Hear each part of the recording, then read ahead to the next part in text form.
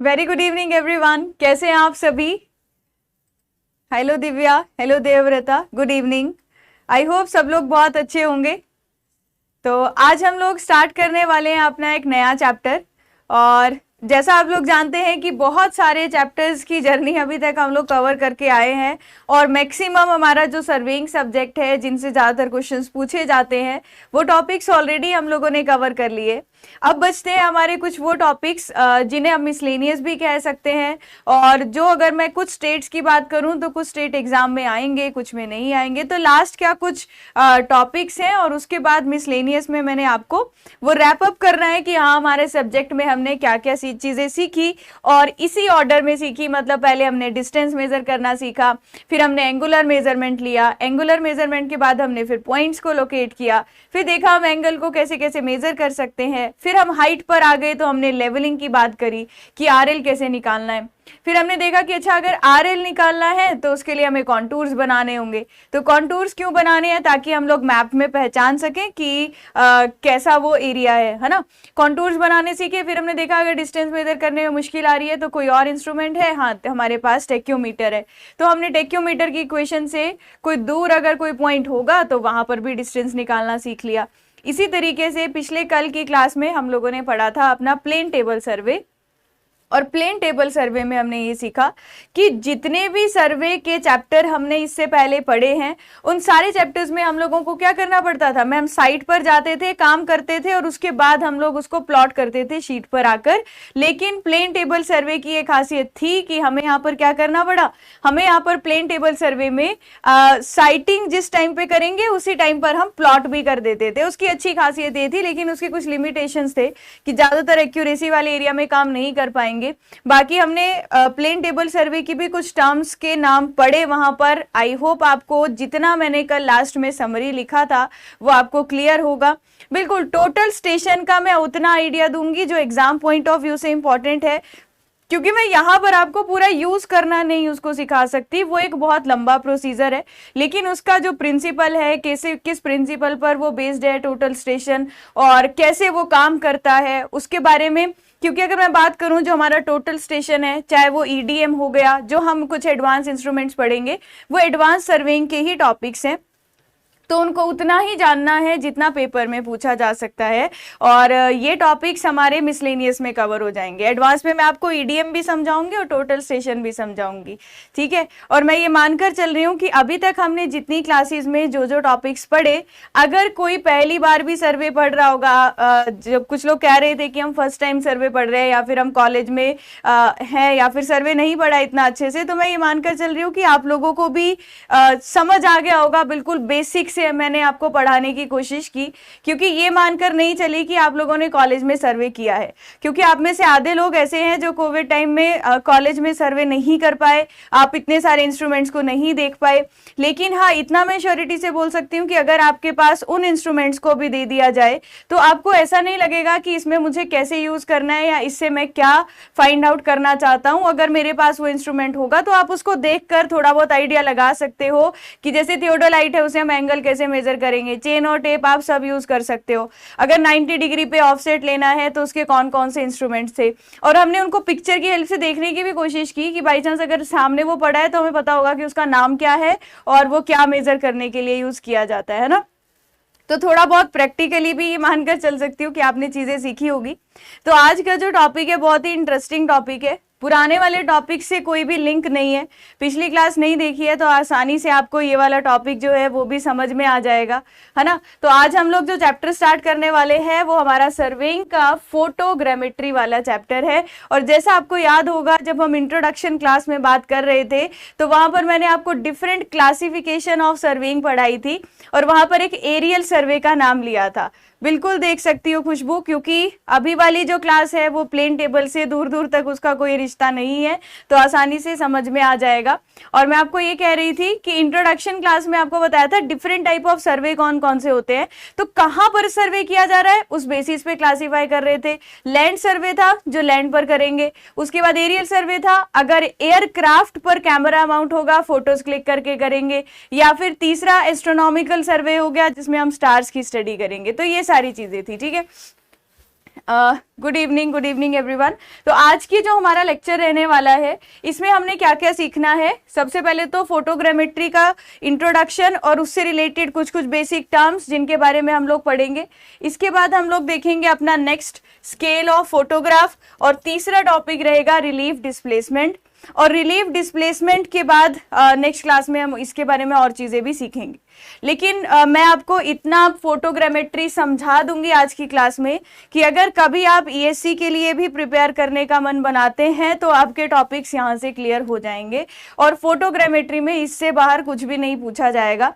और नई नई चीज़ें हैं, आसान है, आसानी से समझ में आ जाएंगी और कुछ ही लिमिटेड टॉपिक्स हैं जो यहाँ पर इस चैप्टर से बनते हैं। जैसा पहला टॉपिक तो इंट्रोडक्शन, इसको टॉपिक नहीं मानते तो पता ही होना चाहिए चैप्टर क्यों पढ़ रहे हैं। पहला टॉपिक मैं मानती हूँ कि स्केल ऑफ फोटोग्राफ, यहाँ से ये। दूसरा टॉपिक आता है हमारा रिलीफ डिस्प्लेसमेंट। तीसरा हम सीखेंगे नंबर ऑफ फोटोग्राफ्स कैसे निकालनी है।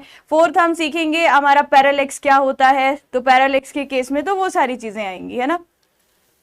रीसेक्शन मेथड को एक काम करना सत्यम, रिकॉर्डेड देखना। रीसेक्शन मेथड में अगर चीजें समझ नहीं आ रही, मतलब कोशिश करना रिकॉर्डेड में उसको आराम से समझो। नहीं तो आप क्या कर सकते हैं, क्योंकि आपको 2 पॉइंट प्रॉब्लम किसी भी प्री में लिखने को नहीं आएगी, ना ही 3 पॉइंट प्रॉब्लम में वो आपसे पूछेगा कि इसको कैसे किया जाता है।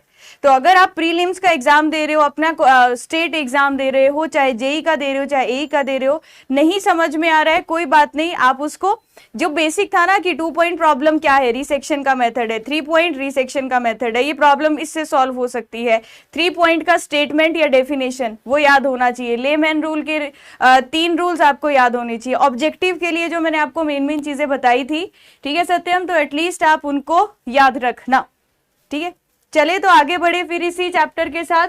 और किसी को कुछ पूछना है तो बता सकते हो। वैसे अब लग रहा है कि इतना जल्दी जल्दी सर्वे कंप्लीट हो गया, मतलब पहले मुझे लग रहा था कि हमारे पास इनफ टाइम है और अभी हम आराम से इंटरेक्ट भी कर पाएंगे।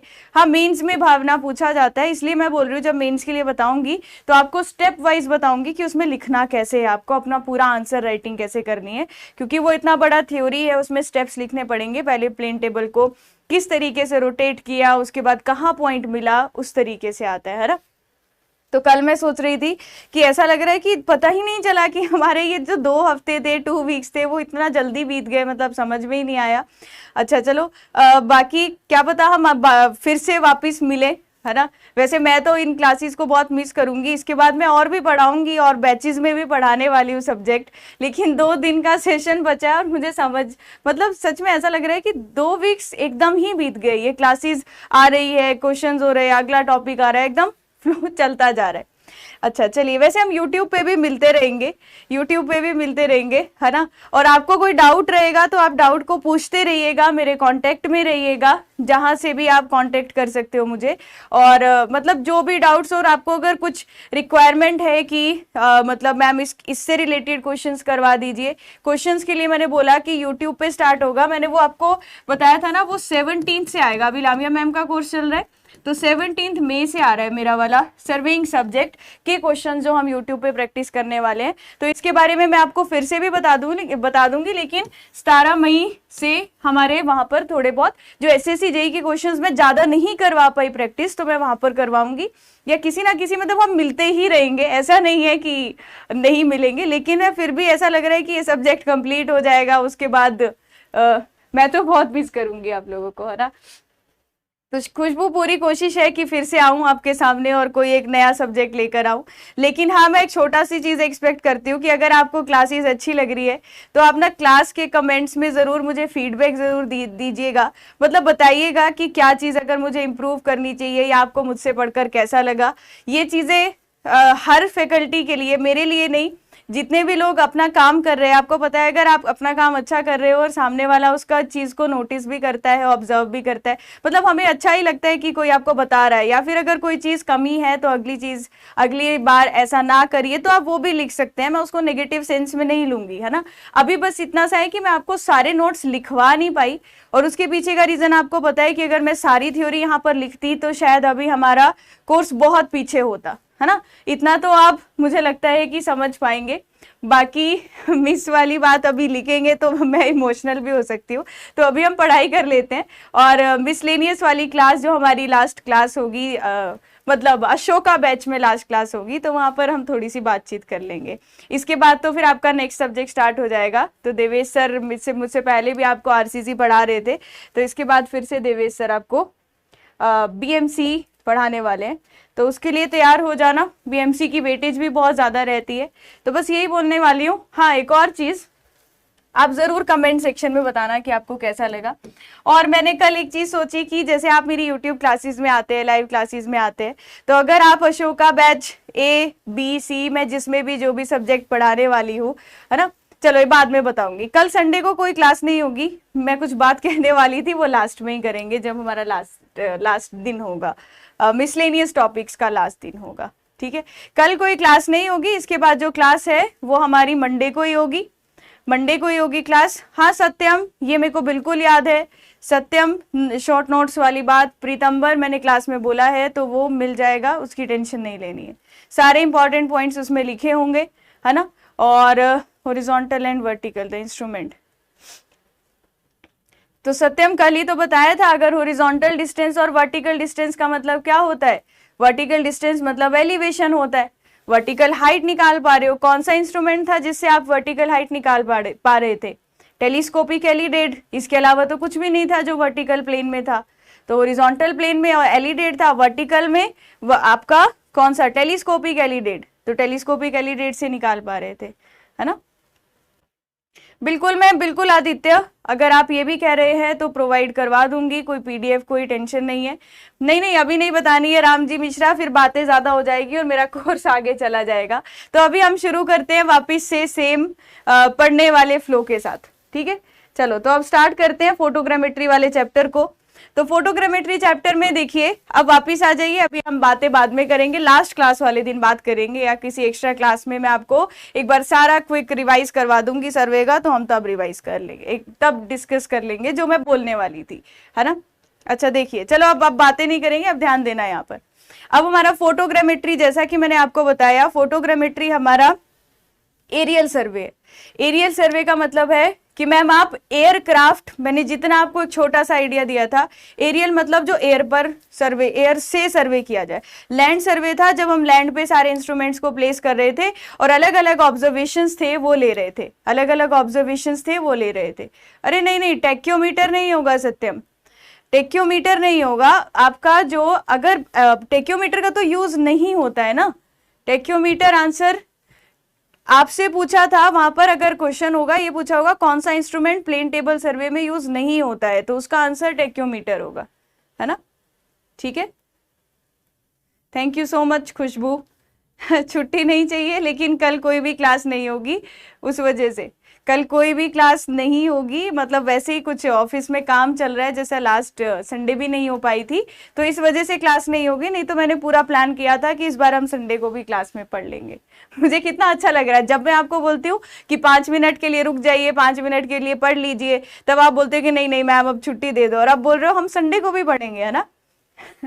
कि ये तो वही बात हो गई ना, हमें किसी इंसान की कीमत तब पता चलती है जब वो चला जाता है। तो अब पता है अब कोर्स खत्म होने वाला है, अब मैम नहीं दिखेगी कुछ दिन तक, मतलब यहाँ नहीं मिलेंगे यूट्यूब में या कहीं ऐसा कुछ, मतलब प्रैक्टिस या कुछ ऐसी क्लास में मिलते रहेंगे। तो अब आपको लग रहा है कि अभी क्लास और होनी चाहिए थी। चलो आ जाइए, तो अब फोटोग्रामेट्री का इंट्रोडक्शन पर चलते हैं। तो ध्यान से देखिएगा, वैसे अगर मैं बात करूं फोटोग्रामेट्री में मुझे करना क्या है, बहुत सारी फोटोज क्लिक करनी है। अब किसी एरिया की मैंने फोटोज क्लिक कर दी, आप बताइए जब आप किसी एरिया की फोटो क्लिक करते हो तो क्या होता है मैम, ग्राउंड का जो बहुत बड़ा डिस्टेंस होता है वो हमें उस फोटोग्राफ पे छोटा दिखाई देता है।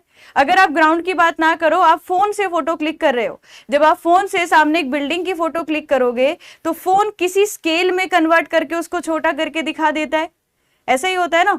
तो मैम हम कैमरा का यूज करते हैं फोटोग्राफ्स को क्लिक करने के लिए, तो हमें फोटोग्रामेट्रिक सर्वे क्यों करना पड़ा? हमें फोटोग्रामेट्री सर्वे इसलिए करना पड़ा क्योंकि अगर ऐसा हुआ कि जो एरिया मुझे सर्वे करना है, अगर मैं लैंड पर जाकर सर्वे करने लगूंगी तो मुझे बहुत ज्यादा टाइम लग जाएगा, या बहुत सारे पॉइंट्स ऐसे होंगे जो इनएक्सेसिबल होंगे। जैसे कोई डेंस फॉरेस्ट आ गया, उस एरिया में और मैं वहां पर इजीली नहीं पहुंच पा रही हूँ, तो मैं फोटोग्रामेट्रिक सर्वे को ज्यादा प्रेफर करूंगी। कैसे किया जाता है एक एक करके हम लोग समझेंगे। अच्छा, अब क्या होता है मैम, फोटोग्राफ्स तो क्लिक करनी है, किससे क्लिक करनी है? कैमरा से क्लिक करनी है। कौन सा कैमरा? जैसे आपके अभी फोन है, आपके पास लैपटॉप है, उस सब में कैमरा है, बिल्कुल वैसे ही कैमरा से फोटो क्लिक करनी है। अच्छा, जो हमारी फोटोग्रामेट्री में जो हम फोटोज क्लिक करते हैं वो हम लोग देखिए, आप जब अपने फोन से फोटो क्लिक करते हो तो बताओ आपके कैमरा की एक्सिस क्या होती है, मुझे चैट सेक्शन में बताइएगा। जब मैं फोन को ऐसे रख के सामने फोटो क्लिक करती हूँ तो हमारे फोन की जो कैमरा की एक्सिस है वो हॉरिजॉन्टल होती है या वर्टिकल होती है? जो एक्सिस होती है वो हॉरिजॉन्टल होती है या वर्टिकल होती है? ये तो सब लोग बता सकते हैं। तो एक्सिस ऑफ द कैमरा, जो आपके फोन में है कैमरा, उसमें उसकी एक्सिस कैसी होती है, हॉरिजॉन्टल या फिर वर्टिकल? तो आप बोलेंगे कि मैम वो हॉरिजॉन्टल है। जब आप फोन सामने ऐसे रख दीजिए और यहां से फोटो क्लिक करेंगे तो वो हॉरिजॉन्टल होती है। तो जो हॉरिजॉन्टल, जब आपने कैमरा की एक्सिस को हॉरिजॉन्टल रखा है तो वो हॉरिजॉन्टल फोटोग्राफ बन जाएगी। अगर आपने फोन को कुछ इस तरीके से रखा है कि आप नीचे ग्राउंड की फोटो क्लिक कर रहे हो तो फोन में जो कैमरा होगा उसकी एक्सिस क्या हो गई, वर्टिकल। तो अगर फोन के जो कैमरा की एक्सिस वर्टिकल हो गई तो मैम उस फोटोग्रामेट्री को क्या बोलेंगे, वर्टिकल फोटोग्रामेट्री। यहां पर एक्सिस ऑफ द कैमरा, यहां पर axis of the camera, axis of the camera का मतलब क्या हुआ? अब जब आप टेलीस्कोप पढ़ रहे थे थियोडोलाइट में तो एक्सिस ऑफ टेलीस्कोप क्या हुआ करता था मैम? अगर ये आपने आईपीस और ऑब्जेक्टिव दिखा दिया तो आईपीस के सेंटर से ऑब्जेक्टिव के सेंटर तक जाने वाली इमेजिनरी लाइन, ये हमारी एक्सिस ऑफ टेलीस्कोप होती थी। तो सिमिलरली वो क्या है, नहीं फोटोग्रामेट्री को नहीं कहते, एरियल सर्वे, अभी मैं समझाऊंगी, फोटोग्रामेट्री अलग है, एरियल सर्वे में फोटोग्रामेट्री आता है, ठीक है। तो फोटोग्रामेट्री, अभी मैं नंदलाल ये पॉइंट क्लियर हो जाएगा, ठीक है।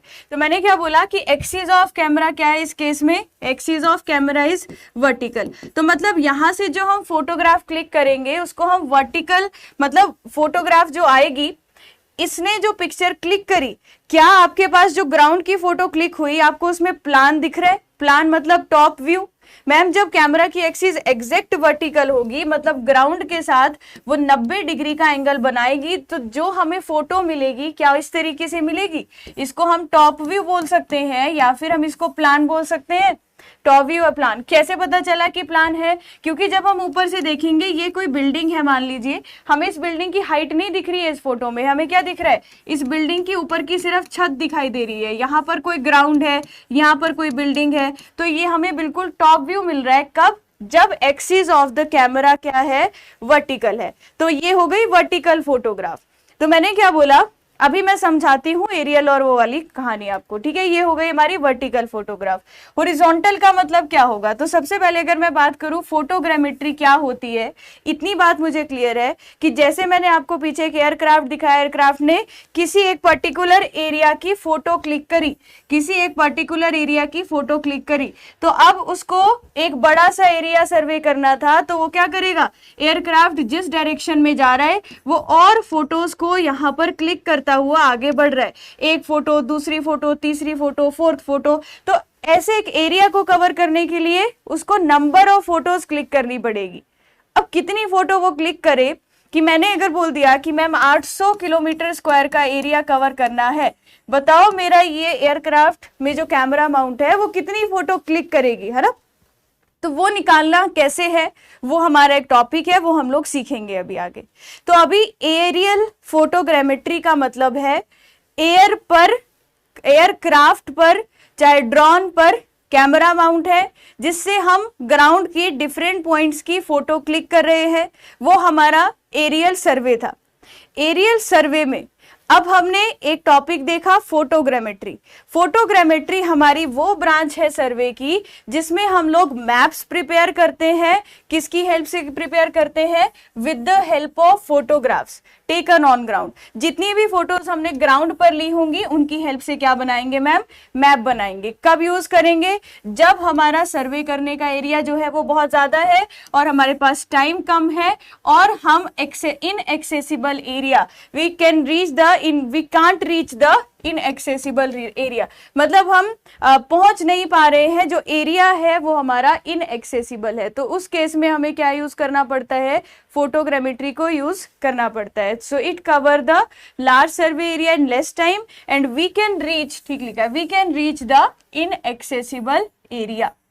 तो देखिए, तो अभी मैम ये समझ में आया कि आपने जो फोटोग्रामेट्री बताया इसका मतलब है आपको ग्राउंड पर क्या करना है। अगर ये आपने एयरक्राफ्ट बनाया है, एयरक्राफ्ट क्या करेगा, कोई एक फोटो क्लिक करेगा, एयरक्राफ्ट कोई फोटो क्लिक करेगा, फिर वो आगे बढ़ेगा और फिर आगे बढ़ रहा है इस डायरेक्शन में, फिर से वो कोई फोटो क्लिक करेगा, ऐसे करते करते वो किसी एरिया को कवर करेगा। अब मैंने आपको ये बताया कि फोटोग्रामेट्री में हम दो तरह का मेनली जो फोटोग्राफ देखेंगे। अगर कैमरा की एक्सिस हॉरिजॉन्टल है, अगर कैमरा की एक्सिस हॉरिजॉन्टल है तो उसको हम लोग कौन सी फोटोग्रामेट्री बोलते हैं, और अगर वर्टिकल है तो उसको हमने अलग नाम दिया है। तो अभी फोटोग्रामेट्री मतलब फोटोज को क्लिक करके हम एक मैप बनाने वाले हैं। कब हम इस सर्वे को करेंगे, जब हमारे पास सर्वे करने का एरिया बहुत ज्यादा है और इनएक्सेसिबल है वो ग्राउंड पर पॉइंट्स जहां पर जिनको हमने लोकेट करना है। तो अब ये जो फोटोग्रामेट्री होती है, ये जो फोटोग्रामेट्री होती है ये दो तरह की है। पहला टाइप फोटोग्रामेट्री का क्या है, एरियल फोटोग्रामेट्री, और दूसरी आती है टेरेस्ट्रियल फोटोग्रामेट्री। एरियल फोटोग्रामेट्री अब ये आ गया जिसको मैं एरियल सर्वे बोल रही थी। एरियल फोटोग्रामेट्री का मतलब क्या होगा, ये वाली जो फोटो ली गई है क्या एयरक्राफ्ट में कोई कैमरा माउंट होगा वहां से ली गई है, क्या टॉप व्यू मिल रहा है मुझे मैम, ये वाली एरियल फोटोग्रामेट्री है। एरियल फोटोग्रामेट्री में क्या होगा, जो कैमरा माउंट होगा वो एयरक्राफ्ट पर माउंट होगा, एरियल से पता चल रहा है। टेरेस्ट्रियल फोटोग्रामेट्री का मतलब क्या है, टेरेस्ट्रियल फोटोग्रामेट्री का मतलब ये है, टेरेस्ट्रियल फोटोग्रामेट्री का मतलब ये है कि आपने जो कैमरा को रखा है वो कहां पर रखा है, camera is placed on ground, आपने कैमरा को ग्राउंड पे रखा है और आप देखिए ये कैमरा पड़ा है यहाँ पर, इसकी हेल्प से हम फोटो क्लिक करेंगे और जो कैमरा की एक्सिस होगी ना यहाँ पर, और जो कैमरा की एक्सिस होगी वो क्या होगी, हॉरिजॉन्टल होगी। इस केस में कैमरा की एक्सिस क्या होगी, हॉरिजॉन्टल। यहाँ पर कैमरा की एक्सिस क्या होगी, कैमरा की एक्सिस होगी वर्टिकल। हमने इस चैप्टर में मेनली किसके बारे में पढ़ना है, एरियल फोटोग्रामेट्री के बारे में। पर ये टेरेस्ट्रियल क्या होती है, टेरेस्ट्रियल का मतलब ये होता है जब आपका जो कैमरा माउंट होगा, जब आपका जो कैमरा माउंट होगा वो कहां पर होगा, नियर टू ग्राउंड, ग्राउंड पर ही होगा, नियर टू ग्राउंड, एयर की कोई बात ही नहीं आ रही है, ठीक है। अब जो मैम आप टेरेस्ट्रियल फोटोग्रामेट्री या टेरेस्ट्रियल फोटोग्राफ्स क्लिक करते हो, ये फोटोग्राफ्स, इसके बारे में बहुत डिटेल नहीं पढ़ना है इसलिए लिख रही हूँ। ये जो आप फोटोग्राफ्स क्लिक करते हो किसकी हेल्प से करते हो, ये क्वेश्चन पूछा जाता है, फोटो थियोडोलाइट की हेल्प से। किसकी हेल्प से क्लिक करते हो, फोटो थियोडोलाइट। तो जो फोटोग्राफ्स हम क्लिक करेंगे उसके लिए हम यूज किसका करते हैं, फोटो थियोडोलाइट का यूज करते हैं। अब ये जो फोटो थियोडोलाइट है ये दो टर्म से मिलता हुआ दिख रहा है मुझे, एक तो टर्म आई है फोटो और दूसरी टर्म है यहाँ पर थियोडोलाइट। थियोडोलाइट जो हम फोटोग्राफ क्लिक करेंगे ग्राउंड पर वो हम फोटो थियोडोलाइट से करेंगे। अच्छा, फोटो थियोडोलाइट में जो फोटो क्लिक होगी मतलब मैम कैमरा होगा और थियोडोलाइट की हेल्प से हम एंगल मेजर कर सकते हैं। मतलब फोटो थियोडोलाइट एक ऐसा इंस्ट्रूमेंट होगा जिससे आप एंगल भी मेजर कर पाओगे और उसके साथ मान लो थियोडोलाइट है और उसके साथ एक कैमरा अटैच है, एक थियोडोलाइट है उसके साथ कैमरा अटैच है, तो आप थियोडोलाइट से एंगल भी मेजर कर पा रहे हो और आप उससे फोटो भी क्लिक कर पा रहे हो। पर मैम इसके साथ एंगल क्यों, एंगल वाली बात क्यों की आपने, अभी हम समझेंगे। कई बार क्या होता है, जैसे कैमरा का फोकल लेंथ, आपको पता है फोकल लेंथ क्या होता है, मैंने समझाया हुआ है। तो वो चीजें अगर मुझे नहीं पता है तो अगर मैं कुछ एंगल मेजर कर लेती हूँ तो वो चीजें मैं निकाल सकती हूँ। तो इतना ही जानना है इसके बारे में। पेपर में पूछा जाता है कि जो टेरेस्ट्रियल फोटोग्राफ्स है, जो टेरेस्ट्रियल फोटोग्राफ्स है वो आप कहाँ क्लिक करेंगे, नियर टू ग्राउंड। जो फोटोज होंगी वो किसकी हेल्प से क्लिक करोगे, फोटो थियोडोलाइट। फोटो थियोडोलाइट दो टर्म से बना है, फोटो प्लस थियोडोलाइट। फोटो मतलब कैमरा, एक कैमरा लगा होगा, किसके साथ लगा होगा, थियोडोलाइट के साथ लगा होगा, ठीक है। तो मैम पहली वाली जो फोटो है उसमें कैमरा की एक्सिस वर्टिकल है तो आप इसको एरियल फोटोग्राफ बोल सकते हो। दूसरे में क्या दिख रहा है, कैमरा की एक्सिस हॉरिजॉन्टल है और कैमरा को कहाँ रखा गया है, कैमरा को ग्राउंड पर रखा गया है, तो इसको हमने क्या बोला, ये हमारी टेरेस्ट्रियल फोटोग्राफ है। क्या आपको एरियल और टेरेस्ट्रियल में डिफरेंस समझ में आ गया, एरियल और टेरेस्ट्रियल में डिफरेंस समझ में आ गया? हाँ, जहां का भी फोटो है कोई बात नहीं। एरियल और टेरेस्ट्रियल में डिफरेंस समझ में आ गया, ये बता दीजिए, बोलो। तो एरियल और टेरेस्ट्रियल में डिफरेंस समझ में आ गया कि क्या होता है? ठीक है, अब चलिए इसके आगे चलते हैं।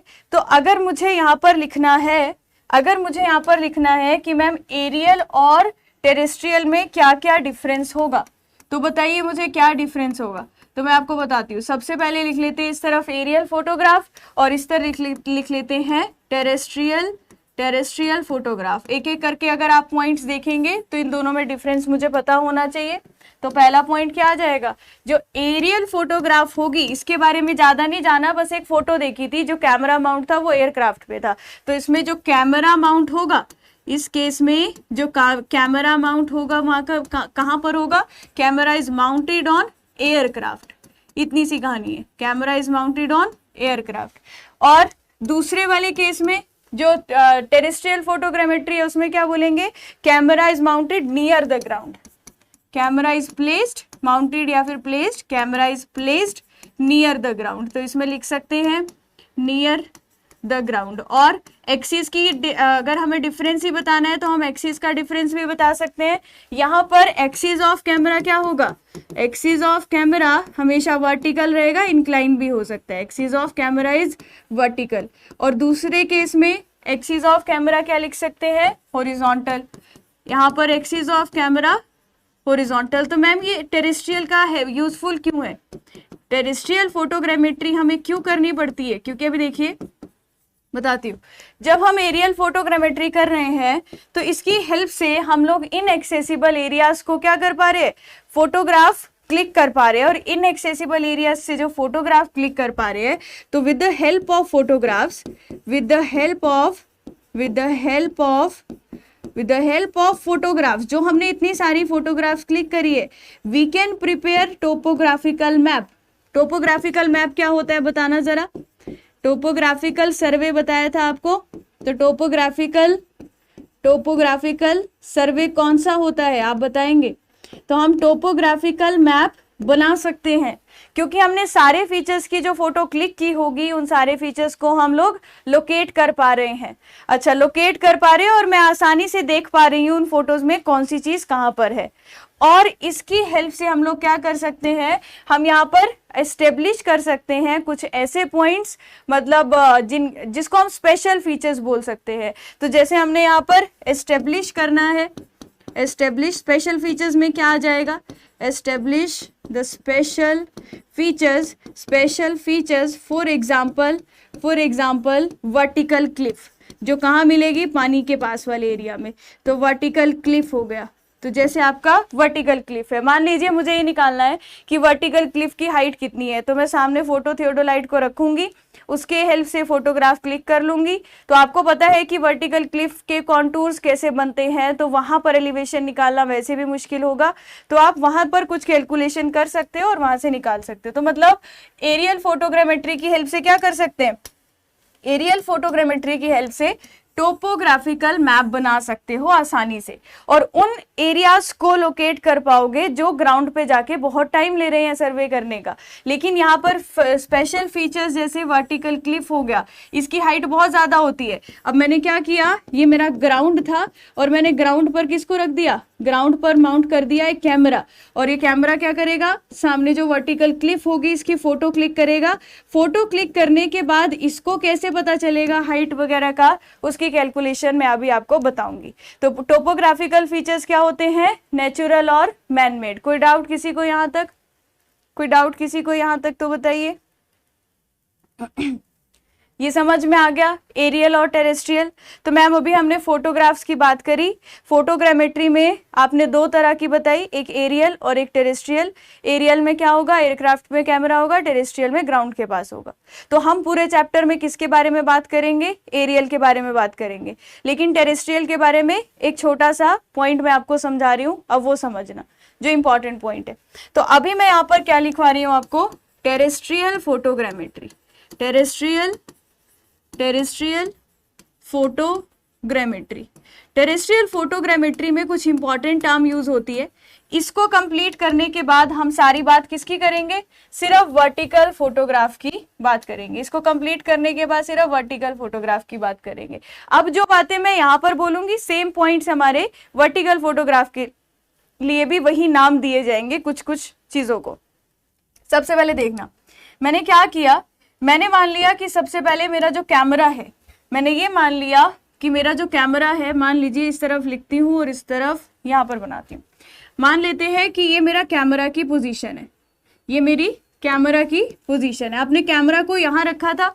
अच्छा, अगर हम टेरेस्ट्रियल फोटोग्रामेट्री की बात कर रहे हैं तो ma'am axis of the camera जो होगा वो क्या होगा, हॉरिजॉन्टल होगा। तो मैंने क्या लिख दिया, ये क्या है, एक्सिस ऑफ कैमरा, जो कि क्या है, हॉरिजॉन्टल है। अब सामने कोई वर्टिकल ऑब्जेक्ट था, वर्टिकल ऑब्जेक्ट में वर्टिकल क्लिप या कुछ भी हो सकता है, XYZ हमें नहीं पता, पर इसका कुछ हाइट था, मान लीजिए A और B। तो कैमरा यहाँ पर हॉरिजॉन्टल एक्सिस के साथ ऐसे ग्राउंड पे पड़ा है और सामने AB कोई हाइट का ऑब्जेक्ट है, उसकी वो फोटो क्लिक कर रहा है। तो जहां पर कैमरा पड़ा होगा, जो कैमरा की पोजीशन होगी, उसको बोलते हैं एक्सपोजर स्टेशन। क्या बोलते हैं, एक्सपोजर स्टेशन। एक्सपोजर स्टेशन का क्या होगा, जहां पर भी कैमरा होगा और जहां से फोटोज को क्लिक किया जा रहा होगा। तो मैम कैमरा क्या करेगा, कैमरा ये फोटोग्राफ क्लिक करेगा किस पॉइंट की, अगर मैं इसके देखना चाह रही हूं तो इसने फोटो क्लिक करी यहाँ से A की और यहाँ से B की। तो एक्सपोजर स्टेशन कौन सा पॉइंट है, जहां पर कैमरा पड़ा है, ठीक है। अब मैम जब इसने फोटो क्लिक करी, अब जब इसने फोटो क्लिक करी तो यहाँ पर इसने कैपिटल AB को किसी छोटे स्केल पे दिखाया। इसने कैपिटल A पॉइंट को स्मॉल a दिखाया फोटो में और कैपिटल B को इसने स्मॉल b दिखाया। तो मैम कैमरा से कितने डिस्टेंस पर आपको उसका इमेज बनता हुआ मिलेगा, तो उसके फोकल डिस्टेंस पर। ध्यान रखना, यहां से लेकर यहां तक की लेंथ क्या होगी, फोकल लेंथ। तो जितना जहां पर कैमरा है उसकी फोकल लेंथ पर क्या बनेगी, उसकी इमेज बनेगी। तो कैपिटल A की इमेज क्या आ गई, स्मॉल a, कैपिटल B की इमेज क्या आ गई, स्मॉल b, ठीक है। अब क्या होता है, आप लोगों ने देखा होगा कि पुराने टाइम में कुछ ऐसे कैमरा आते थे जिसकी रील बनती थी और वो रील जो होती थी उसको हम नेगेटिव्स बोलते थे और उस नेगेटिव्स की हेल्प से हम लोग बाद में फिर से फोटोज निकलवा सकते थे फोटोग्राफर के पास जाके। ऐसा था पहले कभी अगर आपने देखा हो तो कैमरा होता था और उसमें एक रील डलती थी और उस रील जब वो खत्म हो जाती थी फिर वो फोटोज क्लिक नहीं कर पाता था, फिर हम वो रील निकाल के एक नई रील उसमें डलवाते थे। तो वो जो रील आती थी वो ब्लैक कलर की होती थी, एकदम रोल हो जाती थी बिल्कुल, है ना। तो उसमें जो उसको हम बोलते थे नेगेटिव्स। तो नेगेटिव्स की हेल्प से हम फिर से फोटो क्लिक करवा पाते थे। तो जो वो नेगेटिव है, तो पहले के टाइम पे जो कैमरा आते थे, पहले के टाइम में जो कैमरा आते थे वो क्या करते थे, इसी लाइन को एक्सटेंड कर दिया मैंने आगे की तरफ, ध्यान से देखना, और यही सेम लाइन को एक्सटेंड कर दिया मैंने पीछे की तरफ। तो मैम जो फोकल डिस्टेंस आपने यहाँ पर दिखाया, ये जो फोकल लेंथ मैंने यहाँ पर दिखाई, इसी से सेम फोकल लेंथ पर, एक्सपोजर स्टेशन से सेम फोकल लेंथ पर क्या बनती थी, इमेज बनती थी। लेकिन इस इमेज में क्या है मैम, ये स्मॉल a यहाँ पर दिखा रहा है और स्मॉल b यहाँ पर दिखा रहा है। तो मतलब मैम इन्वर्टेड दिखा रहा है, a ऊपर था b नीचे है, लेकिन इसमें क्या है, a नीचे है b ऊपर है। तो इसको हम क्या बोल सकते हैं, ये जो इमेज है इसको बोलते हैं नेगेटिव इमेज। इसको बोलते हैं नेगेटिव इमेज। कहाँ पर बनती है, एक्सपोजर स्टेशन से फोकल लेंथ पर। इसको क्या कहते हैं, पॉजिटिव इमेज। अब आपके फोन में जो कैमरा आते हैं, आपको इसमें से कौन सी इमेज देखने को मिलती है, कैसा होता है कि बिल्डिंग की जब फोटो लोगे तो उसका टॉप बॉटम दिखाई देगा और बॉटम टॉप दिखाई देगा, नहीं ना।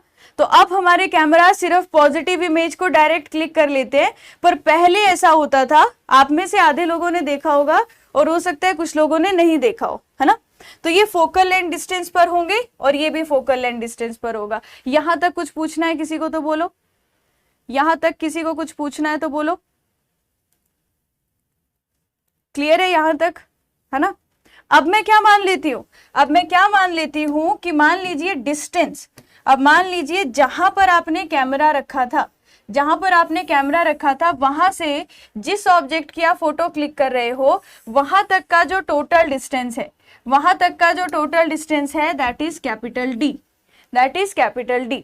तो मैम यहां पर हम क्या करेंगे, स्केल वाला फॉर्मूला तो सबको याद है, स्केल वाला फॉर्मूला तो सबको याद है, इतना समझ में आ गया, कैमरा एक्सिस यहाँ पर हॉरिजॉन्टल है।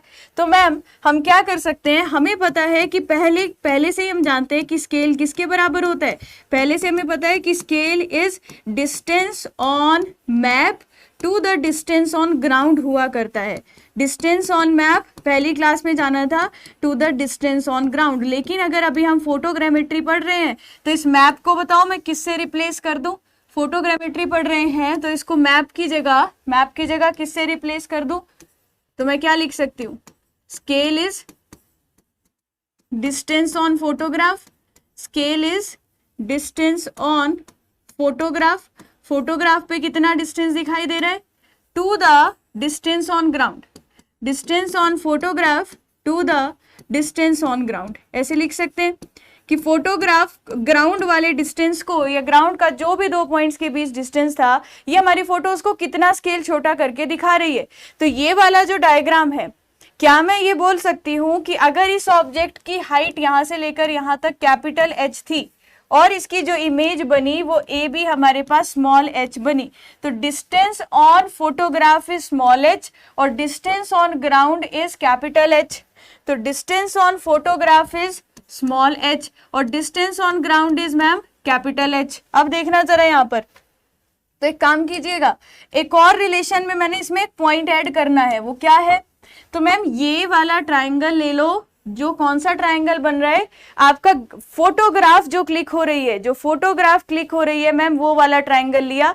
इस ट्राइंगल से small h by capital H, capital H आपने कौन सा ट्राइंगल लिया, कैपिटल H आपने यहाँ पर जो बड़े वाला ट्राइंगल बन रहा है, कौन सा, यहां से लेकर यहां तक आपने इससे उठाया डिस्टेंस उसको। तो आप क्या लिख सकते हो, क्या यहाँ पर ये भी लिख सकती हूँ, अब इन 2 ट्राइंगल को लेना, इन ट्राइंगल का नाम लिख देते हैं आगे, ध्यान से देखना किन ट्राइंगल को ले रही हूं, इसको नाम दे दिया O A B और O कैपिटल A और कैपिटल B। अब मैंने यहाँ पर क्या लिखा, फ्रॉम ट्राइंगल, पहले मैं लिख देती हूँ इसको, तो मैंने क्या लिखा, from triangle O small a small b and triangle O capital A और कैपिटल B।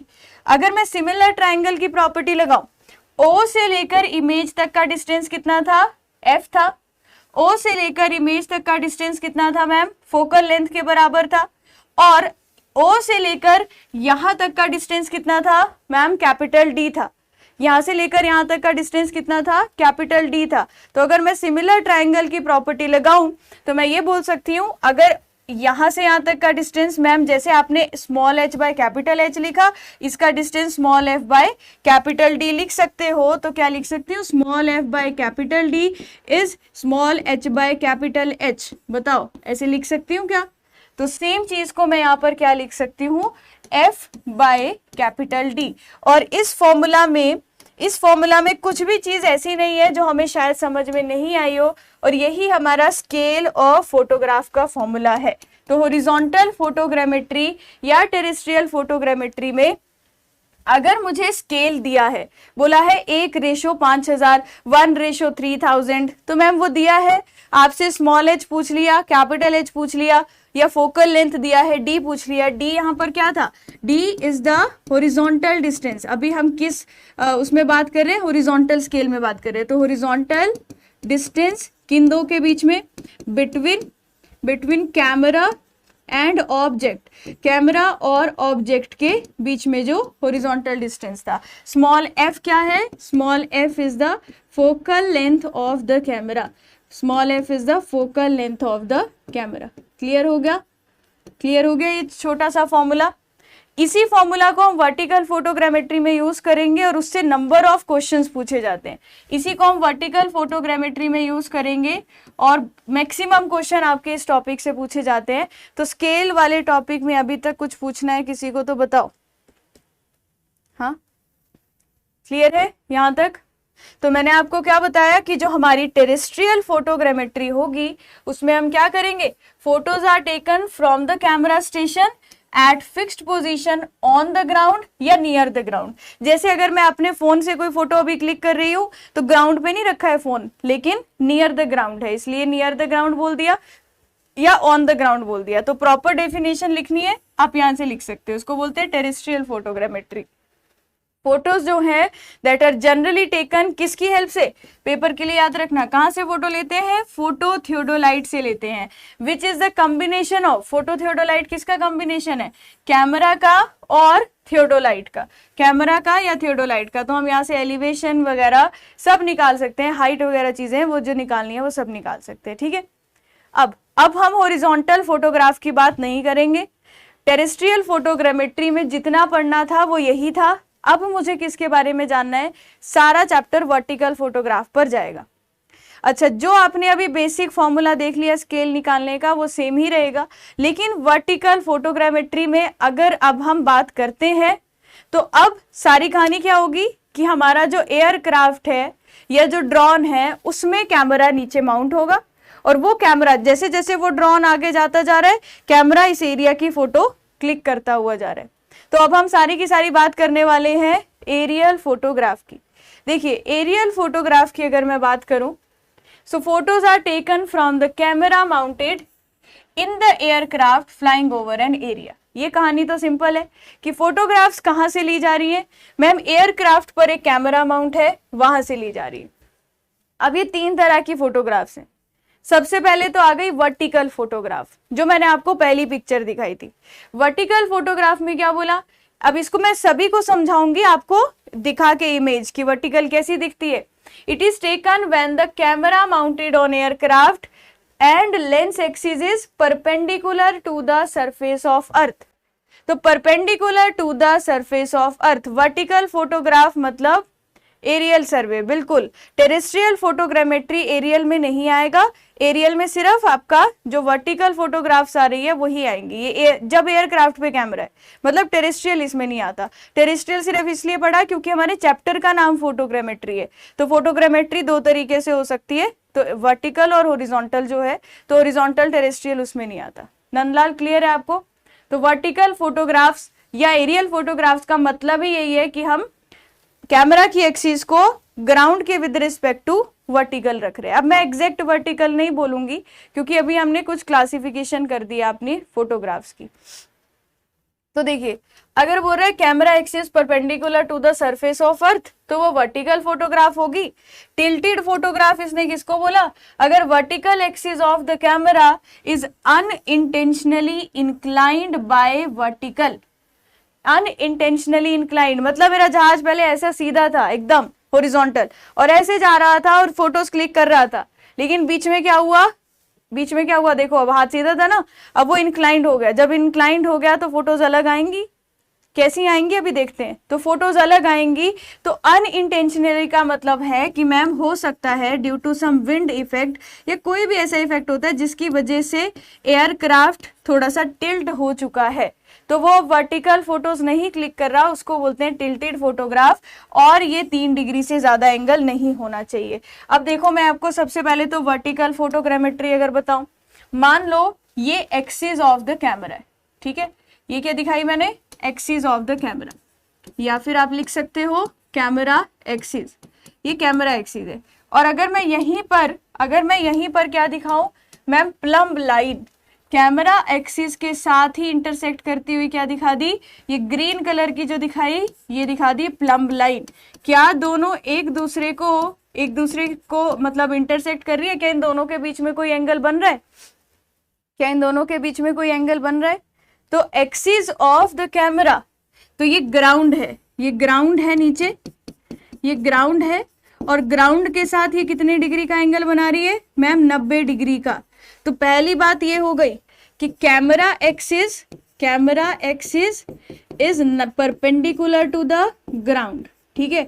दूसरी बात क्या हो गई कि हमारा जो प्लम्ब लाइन है वो क्या कर रही है, कोइंसाइड कर रही है किसके साथ, विद कैमरा एक्सिस। तो हम इसको क्या बोलेंगे, इसको हम वर्टिकल फोटोग्राफ बोलेंगे। ये क्या है, ये वर्टिकल फोटोग्राफ। और मैम जब भी आप वर्टिकल फोटोग्राफ क्लिक करोगे तो इसका मतलब आपको वहां पर किसी भी ऑब्जेक्ट की हाइट नहीं दिखेगी, मतलब सिर्फ मुझे क्या नजर आएगा, प्लान नजर आएगा, या मैं लिख सकती हूँ सिर्फ टॉप व्यू देखने को मिलेगा। इन तीनों पॉइंट्स में कोई डाउट किसी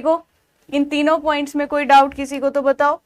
लेकिन जब मैंने बोला आपको कि टिल्टेड फोटोग्राफ इससे अलग है, तो उसमें क्या होगा, उसमें क्या होगा मैम, मान लीजिए ये हमारी प्लम्ब लाइन है, ये मान लीजिए हमारी प्लम्ब लाइन है, ये मान ली मैंने प्लम्ब लाइन है, तो प्लम्ब लाइन तो मैम 90 डिग्री पर है हमारे ग्राउंड से। प्लम्ब लाइन हमारे ग्राउंड के साथ जो एंगल बना रही है वो 90 डिग्री का ही बना रही है, लेकिन हमारा जो कैमरा है उसकी एक्सिस क्या हो गई, इस केस में टिल्ट हो गई। कैमरा की एक्सिस जो है वो किसी और एंगल पर चली गई, तो ये हो गई कैमरा एक्सिस, और इसके बीच में क्या बन गया मैम, कोई एंगल थीटा बन गया। और ये जो एंगल बना किस वजह से हुआ, क्योंकि कैमरा किसी एंगल पे टिल्ट हो गया, तो इस एंगल को क्या बोल देंगे, टिल्ट एंगल। इस एंगल को क्या बोल दोगे, टिल्ट एंगल। समझ में आ रहा है सबको? ये क्या हुआ मैम, अगर आपने इसको थीटा एंगल पर अनइंटेंशनली का मतलब क्या होता है, हम करना नहीं चाहते पर हो गया, तो अनइंटेंशनली अगर टिल्ट हुआ है तो उसको बोलेंगे टिल्टेड फोटोग्राफ, टिल्टेड फोटोग्राफ, ठीक है। लेकिन अगर आपने इंटेंशनली टिल्ट किया है, अगर आप चाहते हो कि फोटो मेरे को प्लान नहीं चाहिए, मुझे कोई और व्यू चाहिए, तो इंटेंशनली जब आप टिल्ट कर रहे हो तो उसको बोलते हैं ऑब्लीक फोटोग्राफ। अब मैं समझाती हूँ ये होती क्या है। ऑब्लीक में भी लेस ऑब्लीक या लो ऑब्लीक और हाई ऑब्लीक आती है, ये क्या होती है वो समझाती हूँ। अच्छा, टिल्ट एंगल तक समझ में आ गया? हाँ, टिल्ट एंगल तक समझ में आ गया। अब इसको लिख लेना, पहले आप एक फोटो देख लीजिए और आप मुझे उनके बीच का डिफरेंस बताइए। पहले ये बताओ, क्या ये फोटो प्लान है, क्या ये फोटो प्लान है, मतलब प्लान है, टॉप व्यू है, या इसको मैं वर्टिकल फोटोग्राफ बोल सकती हूँ? आप इस फोटो को देख के आंसर कीजिएगा कि क्या मैं इसको वर्टिकल फोटोग्राफ बोल सकती हूँ?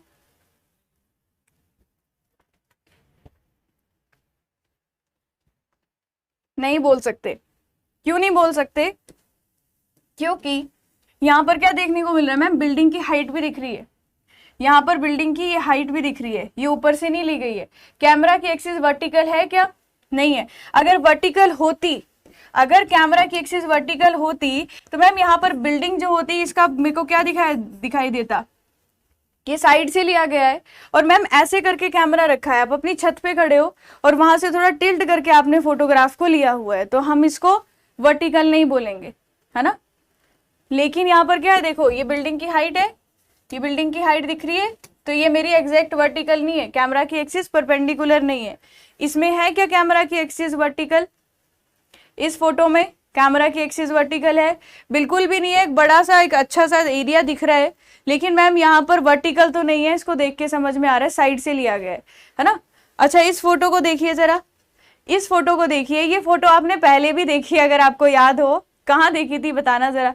ये फोटो कैसी है मैम? ये भी वर्टिकल नहीं है, ये भी वर्टिकल नहीं है। अब सुनना, अगर कोई फोटो जिसमें मैंने आपको एक टर्म बताई थी, अगर आपको याद हो, होरिजन के बारे में बताया था। होरिजन वो लाइन होती है जो आपको क्या दिखाई दे, कि स्काई और अर्थ दोनों को मिलता हुआ पॉइंट दिखाई दे, ये वाला। अगर आपने फोटो ऐसी जगह से ली है तो इसको बोलते हैं हाई ऑब्लिक। तो हाई ऑब्लिक फोटो का डेफिनेशन में वो क्या बोलेगा, पहली बात तो ये वर्टिकल नहीं है क्योंकि कुछ ना कुछ एंगल पे ली गई है, और ऑब्लिक का मतलब है जानबूझ के ली गई है, हम फोटो ऐसे ही लेना चाहते थे, किसी एंगल पर ली गई है। हाई ऑब्लिक का मतलब है जब आपको फोटोग्राफ में होरिजन दिखाई दे तो वो हाई ऑब्लिक है। अगर आप फोटोग्राफ में होरिजन नहीं दिख रहा है, इसमें नहीं दिख रहा ना होरिजन, आप बोलोगे इसलिए नहीं दिख रहा, मैंने फोटो को क्रॉप कर दिया है, पर अगर होरिजन नहीं दिखेगा तो उसको क्या बोलेंगे, लेस ऑब्लिक। अगर होरिजन नहीं दिख रहा उसको बोलेंगे लेस ऑब्लिक। तो कोई बोलेगा क्या आपने जानबूझ के ऐसी फोटो खींची है, या कैमरा ने या कैमरा के एयर या विंड का इफेक्ट कुछ ऐसा था? मैं बोलूंगी जानबूझ के। ऑब्लिक फोटोग्राफ इंटेंशनली क्लिक की जाती है, आप किसी एंगल पर क्लिक कर रहे हो उसको, ठीक है, एग्जैक्ट 90 डिग्री पर नहीं है। टिल्टेड फोटोग्राफ क्या हो गई, टिल्टेड, इसको मान लेते हैं, चलो टिल्ट हो गया है, क्योंकि इसमें कोई ऐसी चीज नहीं है जो टिल्ट उसको बता रही है। पर टिल्ट और ऑब्लिक में सिर्फ क्या डिफरेंस है, अब यहां पर पढ़ना, अब समझ में आएगा। Tilted photograph, vertical axis of the camera unintentionally inclined by vertical by not more than 3 degree, 3 degree से ज्यादा नहीं होना चाहिए। अगर गलती हो भी रही है, अगर विंड का इफेक्ट आ भी रहा है, तो 3 से ज्यादा नहीं होना चाहिए। Oblique photograph, if camera axes are intentionally inclined, camera axis कैसे इंक्लाइन करी है, intentionally inclined and make some angle from vertical axis, तो वो हो गई हमारी ऑब्लिक फोटोग्राफ। समझ में आया सबको? तो एक वर्टिकल हो गई, एक टिल्ट हो गई, एक ऑब्लिक हो गई। तो वर्टिकल तो आपको पता चल गया कि प्लम लाइन और एक्सिस ऑफ द कैमरा क्या करेगी, एक दूसरे से मिलती हुई दिखाई देंगी। अगर नहीं मिल रही है तो इसको मैंने अभी टिल्ट एंगल बोल दिया। यहां तक कुछ पूछना है किसी को तो बताओ। आप जब बुक्स में देखोगे तो ऐसा फोटो देखने को मिल सकता है। इस फोटो का मतलब अभी मैं समझा दूंगी क्योंकि मैंने आपको थोड़ा एक्सिस बना के समझाना है। तो अभी मैं देख सकती हूँ वर्टिकल एक्सिस 90 डिग्री पर है, लो ऑब्लिक ये हो गया, हाई ऑब्लिक ये हो गया। हाई ऑब्लिक हो जाएगा जिसमें आपको क्या दिख रहा है, होरिजन दिखाई दे रहा है, होरिजन दिखाई दे रहा है। ठीक है, लो ऑब्लिक में आपको होरिजन नहीं दिखाई दे रहा है, नो होरिजन। ठीक है, चले आगे चले। अब आपको यहाँ पर मैंने किसके बारे में समझाना है ज्यादातर, अभी वर्टिकल फोटोग्राफ के बारे में। कोई डाउट है यहाँ तक तो पूछो, कोई डाउट है यहाँ तक तो पूछिए। अब सुनना, 3 डिग्री से ज्यादा हो गया नहीं, जनरली एंगल हम चाहते हैं कि वो 3 डिग्री तक ही रहे। अगर 3 डिग्री से ज्यादा हो गया तो फिर वो ऑब्लिक की कैटेगरी में चला जाएगा। पर मैं बुक्स में अगर इसकी डेफिनेशन देखूं तो उन्होंने इन दोनों को डिफरेंशिएट सिर्फ इंटेंशनली और अनइंटेंशनली शब्द से किया हुआ है। ठीक है, तो मतलब वो इतना ज्यादा डिफरेंस आ जाएगा। आप सोचो, आप 90 डिग्री आप प्लान व्यू लेना चाहते हो, 3 डिग्री से ज्यादा लोगे तो आपको सारा फोटोग्राफ फिर से क्लिक करना पड़ेगा। तो जनरली जो टिल्ट एंगल होता है वो 1 से 3 डिग्री के बीच में वेरी करता है, क्योंकि 0 तो होगा नहीं, 0 है तो वर्टिकल फोटोग्राफ है, पर वो आपका 1 से 3 डिग्री के बीच में वेरी करता है जनरली। ठीक है, अब देखना, होरिजन मैंने समझाया है क्या होता है। कोई बताओ नंदलाल को कि होरिजन क्या होता है। अब सुनना ध्यान से, मैंने क्या बोला, मान लेते हैं इनिशियली ये मेरे कैमरा की पोजीशन है, मान लिया ये मेरे कैमरा की पोजीशन है, और अब मैं वर्टिकल फोटोग्राफ की बात कर रही हूँ। तो वर्टिकल फोटोग्राफ में ये बना दिया मैंने axis of the, vertical axis of the camera. क्या बना दिया, vertical axis of the camera. और इस पॉइंट को क्या बोलते हैं, एक्सपोजर स्टेशन। पहले ही बता दिया है, एक्सपोजर स्टेशन क्या होता है मैम, जहां पर कैमरा माउंट होता है, एक्सपोजर स्टेशन। ठीक है, यहाँ भी सब वैसे ही होगा जैसे पॉजिटिव इमेज और नेगेटिव इमेज। अब मान लीजिए मैम ग्राउंड पर एक पॉइंट ए था और ग्राउंड पे एक पॉइंट बी था, पिछली वाली फोटो को रोटेट कर लोगे सेम बन जाएगी। तो इस केस में भी क्या हुआ, ग्राउंड के एक पॉइंट की फोटो ए क्लिक कर रहे हैं, एक दूसरे पॉइंट की फोटो बी क्लिक कर रहे हैं। तो यहाँ पर भी मैम 2 तरह की इमेज बनती है, एक पॉजिटिव इमेज, एक नेगेटिव इमेज। अब मैं नेगेटिव नहीं दिखाऊंगी, आपको पॉजिटिव ही दिखाऊंगी। तो यहाँ पर क्या बोलना है, तो ये पॉजिटिव इमेज है।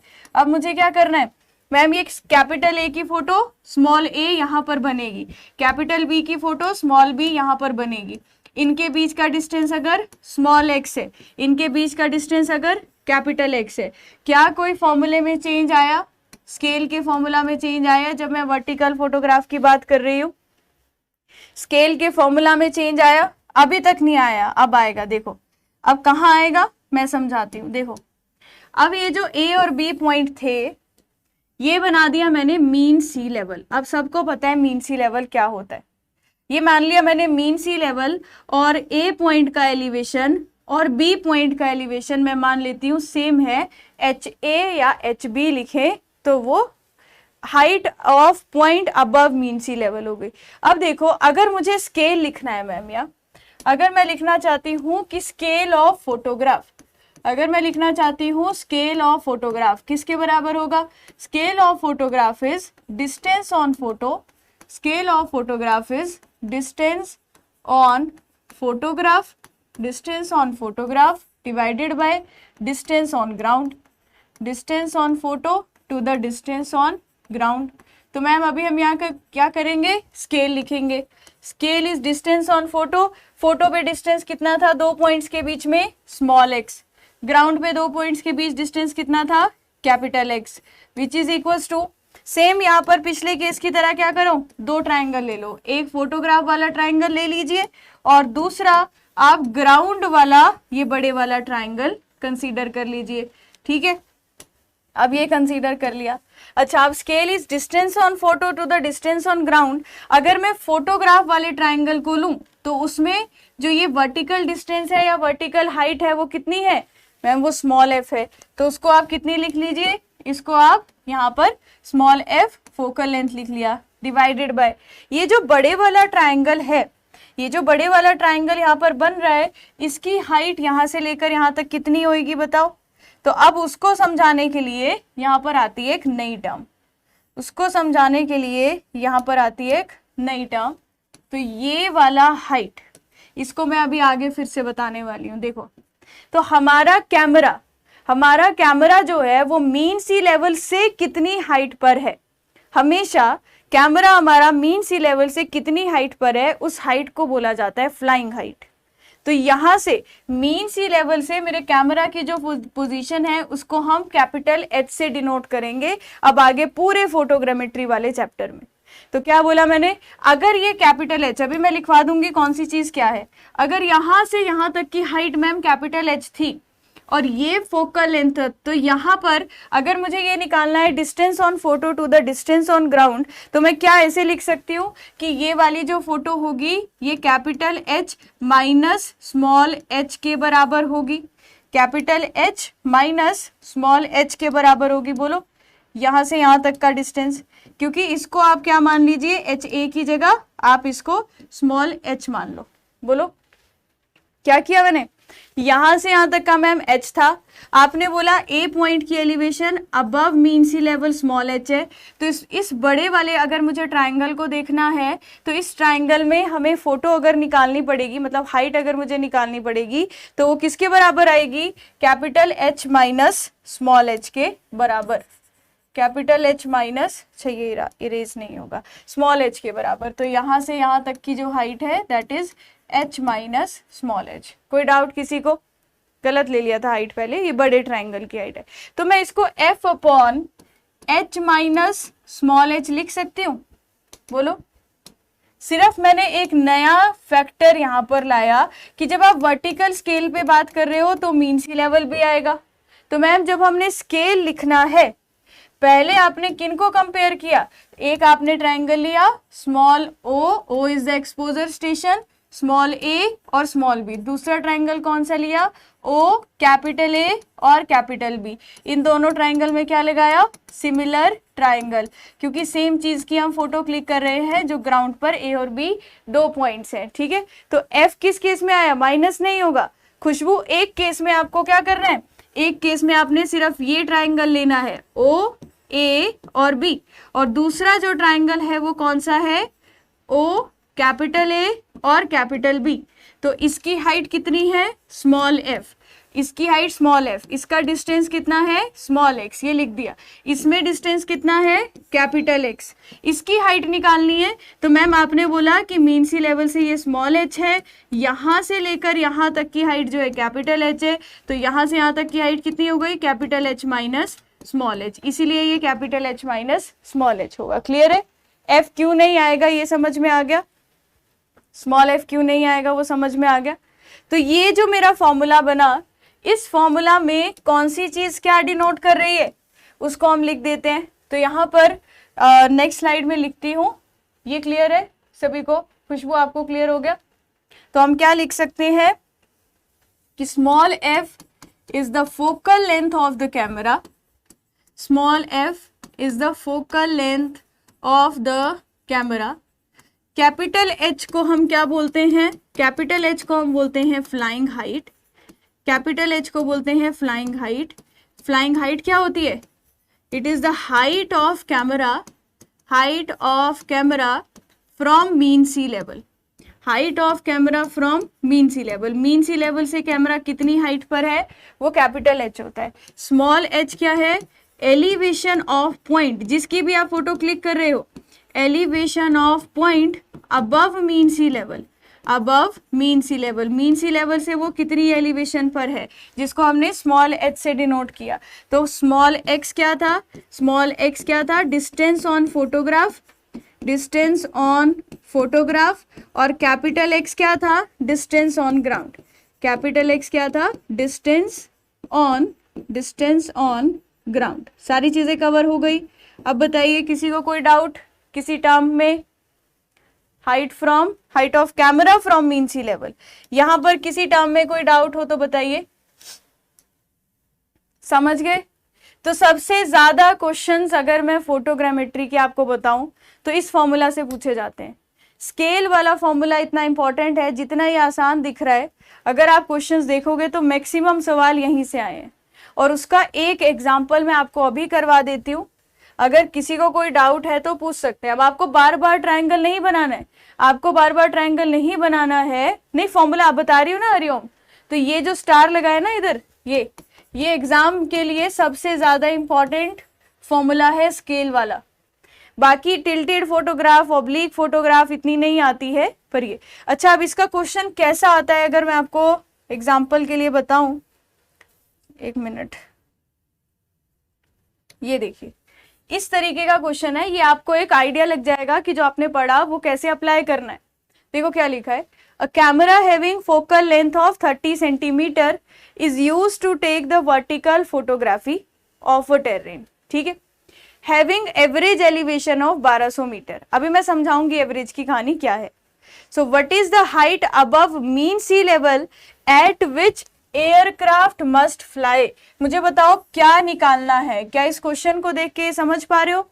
What is the height above mean sea level at which aircraft must fly. तो मीन सी लेवल से एयरक्राफ्ट कितनी हाइट पर होना चाहिए कि आपका जो स्केल बने ना, जो आप ग्राउंड पर फोटोज क्लिक कर रहे हो, वो 1:7000 की फॉर्म में मिले। तो मुझे बताओ इसमें अननोन क्या है और मुझे फाइंड आउट क्या करना है।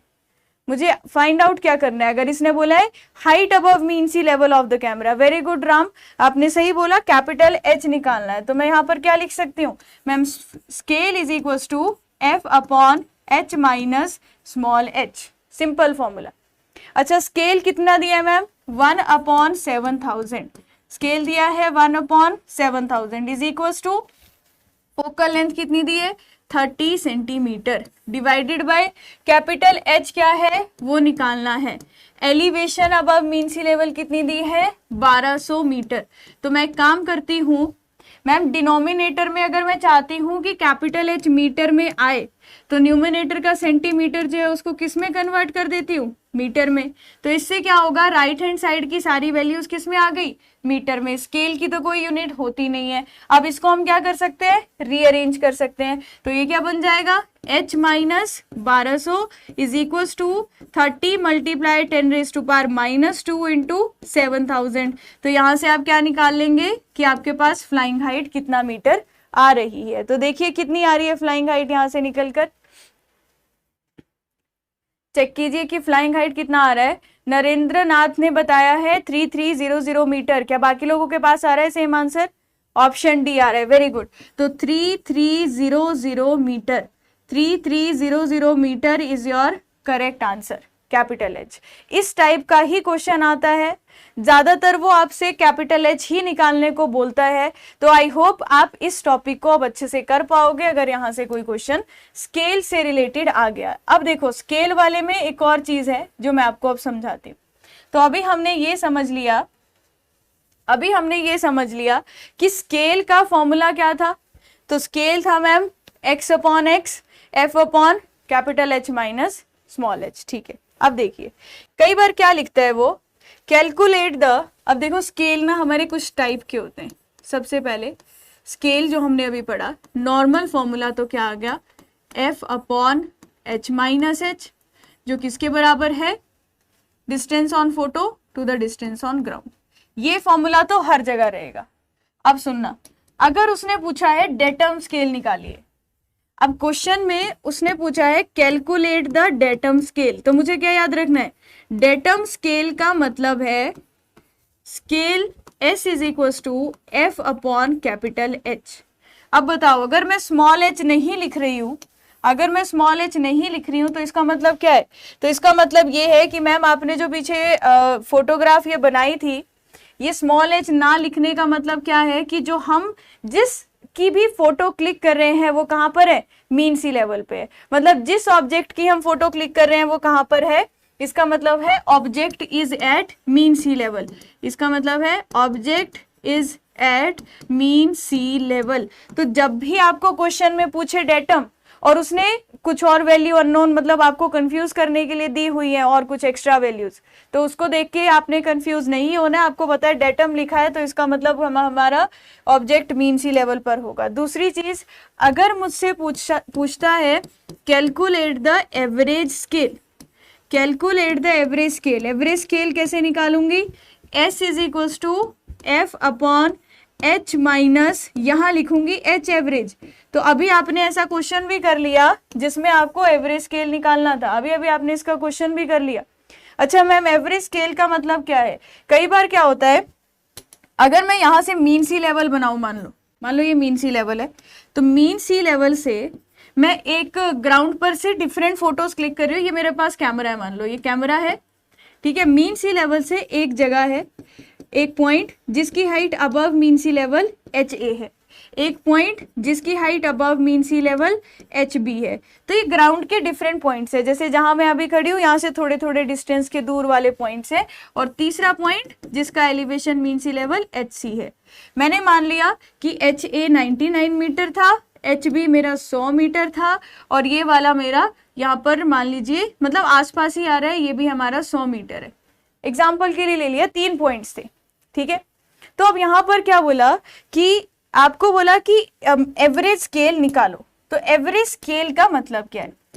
सबसे पहले मैम आपने जिन भी जगह के आपने फोटोज क्लिक करी होंगी, जैसे ये पॉइंट A आ गया, पॉइंट B आ गया, पॉइंट C आ गया, इसका मतलब वो सारों का एलिवेशन मीन सी लेवल से क्या है? पास पास है। अगर एक 98 है, दूसरा 99 है, एक 100 है, तो तीनों वैल्यूज एकदम पास है, कोई ज्यादा डिफरेंस नहीं है। तो जहां पर ग्राउंड पर डिफरेंट पॉइंट्स पे हमें पिक्चर क्लिक करनी है लेकिन सब अप्रोक्सीमेटली सेम एलिवेशन पर है, तो मैं क्या करती हूँ ग्राउंड के सारी एलिवेशन का एवरेज ले लेती हूँ। तो मैं मान लेती हूँ कि जो ग्राउंड है अब मेरा वो ये पिंक कलर की डॉटेड लाइन है, ये मान लेती हूँ। और एवरेज कैसे निकालूंगी? तो मैम यहाँ पर H एवरेज कैसे निकाला जाएगा? H एवरेज हमारा मतलब जो पहले पॉइंट की एलिवेशन दी है, जो दूसरे की दी है, प्लस तीसरे की दी है, डिवाइड बाय 3। अगर ज्यादा पॉइंट्स दिए होंगे तो हम उनका एवरेज ले लेंगे। तो एवरेज एलिवेशन वैसे आज तक एग्जाम में पूछा नहीं गया है, डायरेक्ट आपको H एवरेज दिया ही होता है। तो आपका एवरेज एलिवेशन का मतलब है जहां पर हम डिफरेंट पॉइंट्स की फोटो क्लिक कर रहे हैं वो सारी जगह जो है वो सेम एलिवेशन पर है। तो यहाँ पर क्या करूंगी 99 प्लस 100 प्लस 100 डिवाइडेड बाय 3, और जो वैल्यू आएगी उसको मैं H एवरेज लिख लूंगी। क्लियर है? एवरेज स्केल सबको समझ में आ गया क्या होता है? बोलिए, किसी को नहीं समझ आया हो एवरेज स्केल और डेटम स्केल में कोई डाउट? अब मैम जो पहला वाला लिखा था उसका मतलब क्या था? ये स्मॉल h लिख रहे थे यहाँ पर, तो इसका मतलब मैम ये था कि जब आप स्केल लिख रहे हो तो f upon h minus H ए, कोई भी पॉइंट हो सकता है, एच बी हो सकता है, एच सी होता है। तो हमने लिखा था कि एच ए मतलब मीन सी लेवल से ए पॉइंट का हाइट एच ए है। तो इसी स्केल को ना कई बार क्या बोल देते हैं? Point scale. तो कंफ्यूज नहीं होना जब पॉइंट स्केल लिखा हो। पॉइंट स्केल का मतलब क्या हो गया कि मैं मीन सी लेवल से जो ए पॉइंट था उसका एलिवेशन दिया हुआ है एच ए, और कैमरा जो था उसकी हाइट तो हमारी मीन सी लेवल से कैपिटल एच ही है। तो जो सिंपल हम फॉर्मूला बना रहे हैं स्केल का उसी को कई बार क्या बोल देते हैं? पॉइंट स्केल बोल देते हैं। तो ये सारा स्केल हमारा यहाँ पर हो जाता है कंप्लीट। तो वर्टिकल फोटोग्राफ में जब भी मुझे स्केल निकालना है तो सेम फॉर्मूला यूज करना है, distance on photograph to the distance on ground, focal length divided by capital H. Capital H होगा फ्लाइंग हाइट, अगर उसने पॉइंट स्केल लिखा है या किसी पॉइंट का एलिवेशन दिया है तो उसको पुट कीजिए, एवरेज लिखा है तो एवरेज को पुट कीजिए। कोई डाउट किसी को यहाँ पर? क्लियर हो गया? अब सुनना, कुछ बेसिक इंपॉर्टेंट टर्म्स अगर कहीं पर लिखी हुई आपको मिल जाए तो उनको मैं एक डायग्राम की हेल्प से समझा रही हूँ। कुछ इंपॉर्टेंट टर्म्स कुछ डायग्राम की हेल्प से समझा रही हूँ, तो अब उस डायग्राम को जैसे जैसे मैं बनाती जाऊंगी तो आप ध्यान से सारा ध्यान अपना बोर्ड पर ही रखना, ठीक है? चलो पहले तो इसका हम एक फोटो क्लिक कर ले, मतलब एक अच्छा सा वो बना देते डायग्राम, तभी आपको चीजें समझ में आएगी। अच्छा, इंपॉर्टेंट टर्म्स में क्या क्या है? मान लीजिए ये हमारा, अब मैं कैमरा में जो फोटो क्लिक हो रही है उसको 3D में दिखा रही हूँ। अब कैमरा जो है यहाँ पर ऊपर था, इसको अलग से देखते हैं। कैमरा से आ रही है वर्टिकल एक्सिस ये नीचे की तरफ, बिल्कुल सेंटर से आनी चाहिए, कैमरा से आ रही है वर्टिकल एक्सिस। और ये पहली बात तो ये नहीं अच्छा बना, रुको,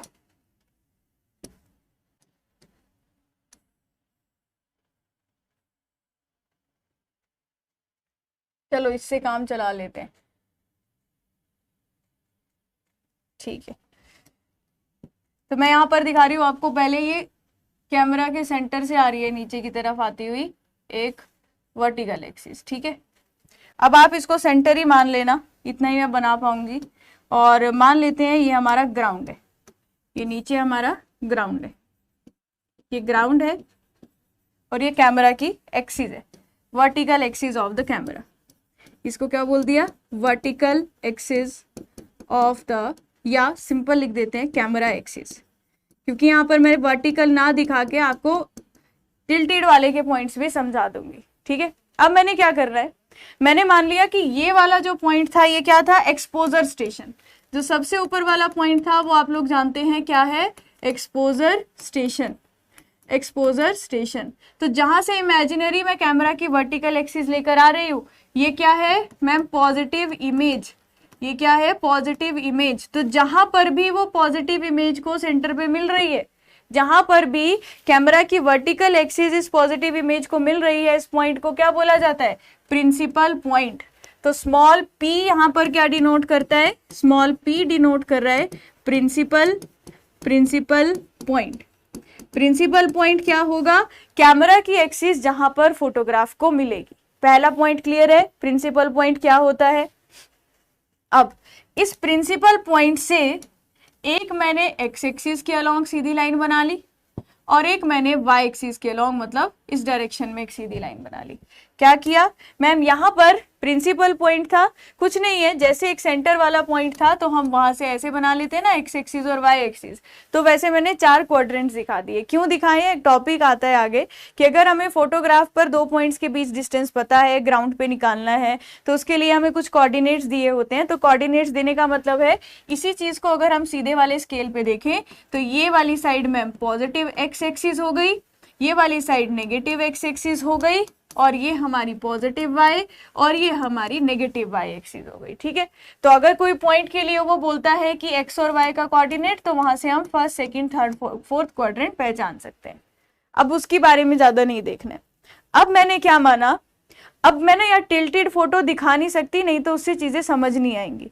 अब देखो, अब आप इसको सिर्फ इमेजिन कीजिएगा, अभी आप इमेजिन कीजिएगा कि मैंने प्लम्ब लाइन नहीं दिखाई है। अब मान लीजिए जो मेरी प्लम्ब लाइन है वो ये है, ठीक है। मान लीजिए जो प्लम्ब लाइन है वो ये है। अगर ये प्लम्ब लाइन है, आपको पता है plumb line is always perpendicular to the ground, plumb line is always perpendicular to the ground, होता है कि नहीं। तो इसका मतलब मैम ग्राउंड कुछ ऐसे था, पर कैमरा हमारा किसी एंगल पर टिल्ट था, कैमरा हमारा किसी एंगल पर टिल्ट था। तो एक्सिस ऑफ द कैमरा और प्लम्ब लाइन के बीच में जो एंगल बनेगा उस एंगल को क्या बोलते हैं, जो एंगल बनेगा उस एंगल को क्या बोलते हैं, आपको क्या बताया था, टिल्ट एंगल। मैं यहाँ पर ही टिल्ट फोटो समझाना चाहती हूँ। अब मैं इसको टेढ़ा कर देती तो वो टिल्ट हो जाती। तो अभी आपने क्या मान कि मैम ग्राउंड यहाँ था और कैमरा जो फोटो क्लिक कर रहा है वो हमारी क्या है, किसी थीटा एंगल पर टिल्टेड है। समझ आ रहा है, बोलिए। इसी सेम चीज को हम कैसे दिखा सकते थे, ये जो लाइन है ये किसी एंगल पर टिल्टेड है, फिर उसमें एंगल पहचानना थोड़ा मुश्किल हो जाता। अच्छा ये हो गया। अब मैम जो हमारी प्लम्ब लाइन होगी, प्लम्ब लाइन ने हमारी फोटोग्राफ जो पॉजिटिव इमेज थी जिस पॉइंट पर कट किया उसको बोलते हैं photo Nadir point. Small n जो होगा यहाँ पर, स्मॉल n क्या बताता है, फोटो, स्मॉल n क्या बता रहा है, photo Nadir point, photo Nadir point. और अगर मैं इसी प्लम्ब लाइन को आगे की तरफ ग्राउंड पे एक्सटेंड कर दूं, जहां ये ग्राउंड पर कट कर रही है उस कैपिटल N को बोलते हैं ग्राउंड नादिर पॉइंट। उस पॉइंट को क्या बोलते हैं, ग्राउंड नादिर पॉइंट। क्लियर हो गया, क्लियर हो गया। ये कौन कौन से पॉइंट है, इनके बारे में एक एक आइडिया मैं और लिख दूंगी आगे ताकि बाद में समझने को सही रहे। अब सुनना, अगर ये जो टिल्ट एंगल बन रहा है, ये 3 चीजें समझ में आ गई। ये जो टिल्ट एंगल थीटा बन रहा है, अगर मैंने इसको 2 पार्ट्स में बांट दिया, 2 पार्ट्स में बांटा तो सेंटर से एक लाइन खींच दी। 2 पार्ट्स मतलब मैम इस तरफ जो एंगल है वो θ/2 है, इस तरफ जो एंगल है वो θ/2 है, तो इसके सेंटर से एक लाइन आई। इसके सेंटर से जो लाइन आ रही है और जिस पॉइंट पे मिल रही है, जिस पॉइंट पे मिल रही है उसको बोलते हैं आइसोसेंटर, इसको बोलते हैं आइसोसेंटर। तो स्मॉल आई क्या होता है, आइसोसेंटर होता है। ठीक है, ये कुछ इंट्रोडक्शन दे दी मैंने टर्म्स की कि क्या क्या टर्म्स यूज होती हैं।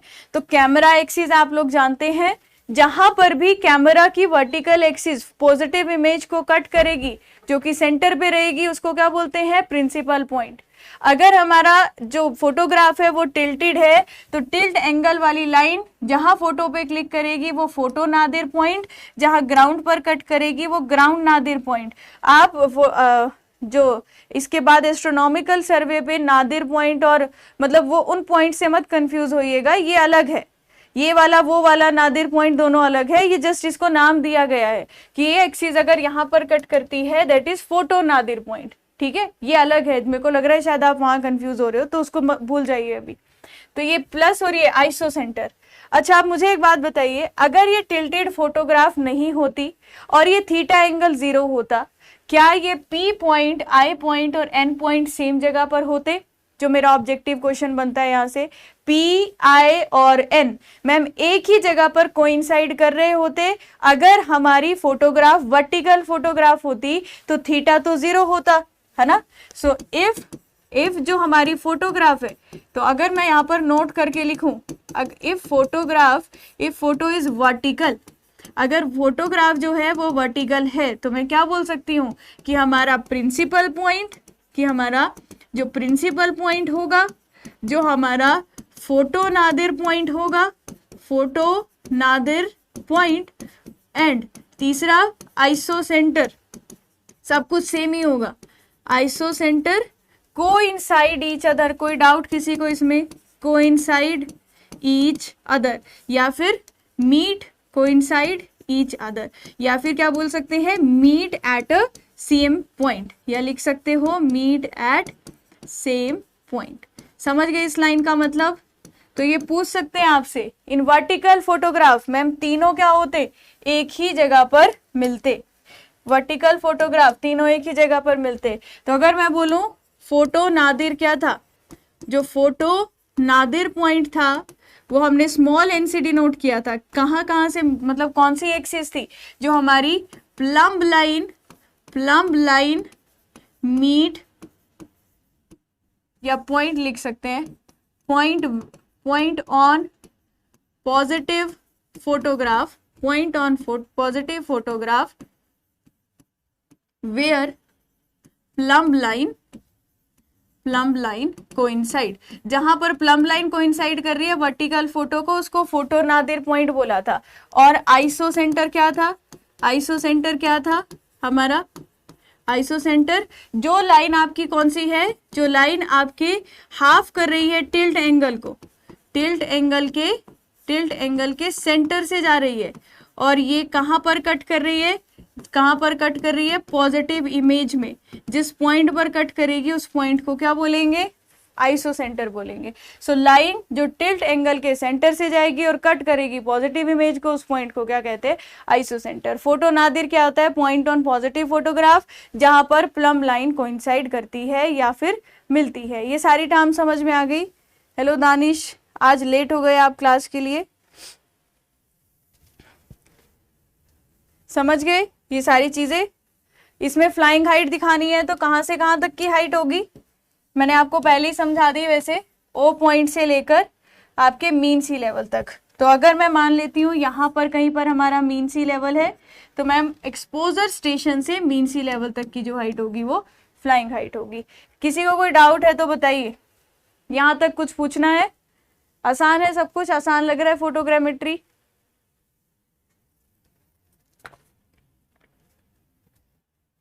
ठीक है, ओके। अब बात करते हैं अगला topic which is relief displacement. आसान है, बिल्कुल आसान है, जैसे अभी देखा था। Next topic is relief displacement. Relief displacement क्या होता है? रिलीफ डिस्प्लेसमेंट मैं आपको एक्सप्लेन करती हूँ, आप अच्छे से समझ जाएंगे, उसके बाद मैं आपको इसका डेफिनेशन बता दूंगी। अगर साथ में नोट्स बना रहे हो तो डेफिनेशन को लिखने के लिए यहाँ पर थोड़ी जगह छोड़ देना। पहले मैं डायग्राम बना रही हूँ, देखना क्या हुआ। अब मैंने फिर से जितनी भी टर्म्स आपको बताई वही सेम रिपीट कर रही हूँ। ये vertical axis of the camera है, vertical axis of the camera है, और मैंने मान लिया ये मेरा मीन सी लेवल है, मीन सी लेवल है। मीन सी लेवल पर कोई बिल्डिंग है, मीन सी लेवल पर कोई बिल्डिंग बना दी, और ये जो बिल्डिंग है इसकी हाइट को आप कुछ भी मान लीजिए, मान लीजिए इस बिल्डिंग की हाइट है स्मॉल h। इस बिल्डिंग का जो टॉप है उसको कैपिटल ए लिख दिया और बिल्डिंग का जो बॉटम है उसको कैपिटल बी लिख दिया। ये क्या है? एक बिल्डिंग है, बिल्डिंग जिसकी हाइट क्या है? कैपिटल एच है।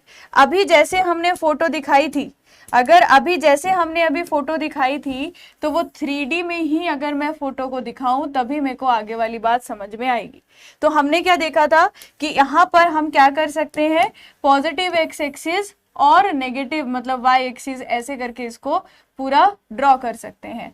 ठीक है, जहां पर सारी लाइंस मिलेंगी उसको हम क्या बोलते हैं? Principal point. जहां पर ये, और ये क्या हो गया मैम? ये हो गया एक्सपोजर स्टेशन।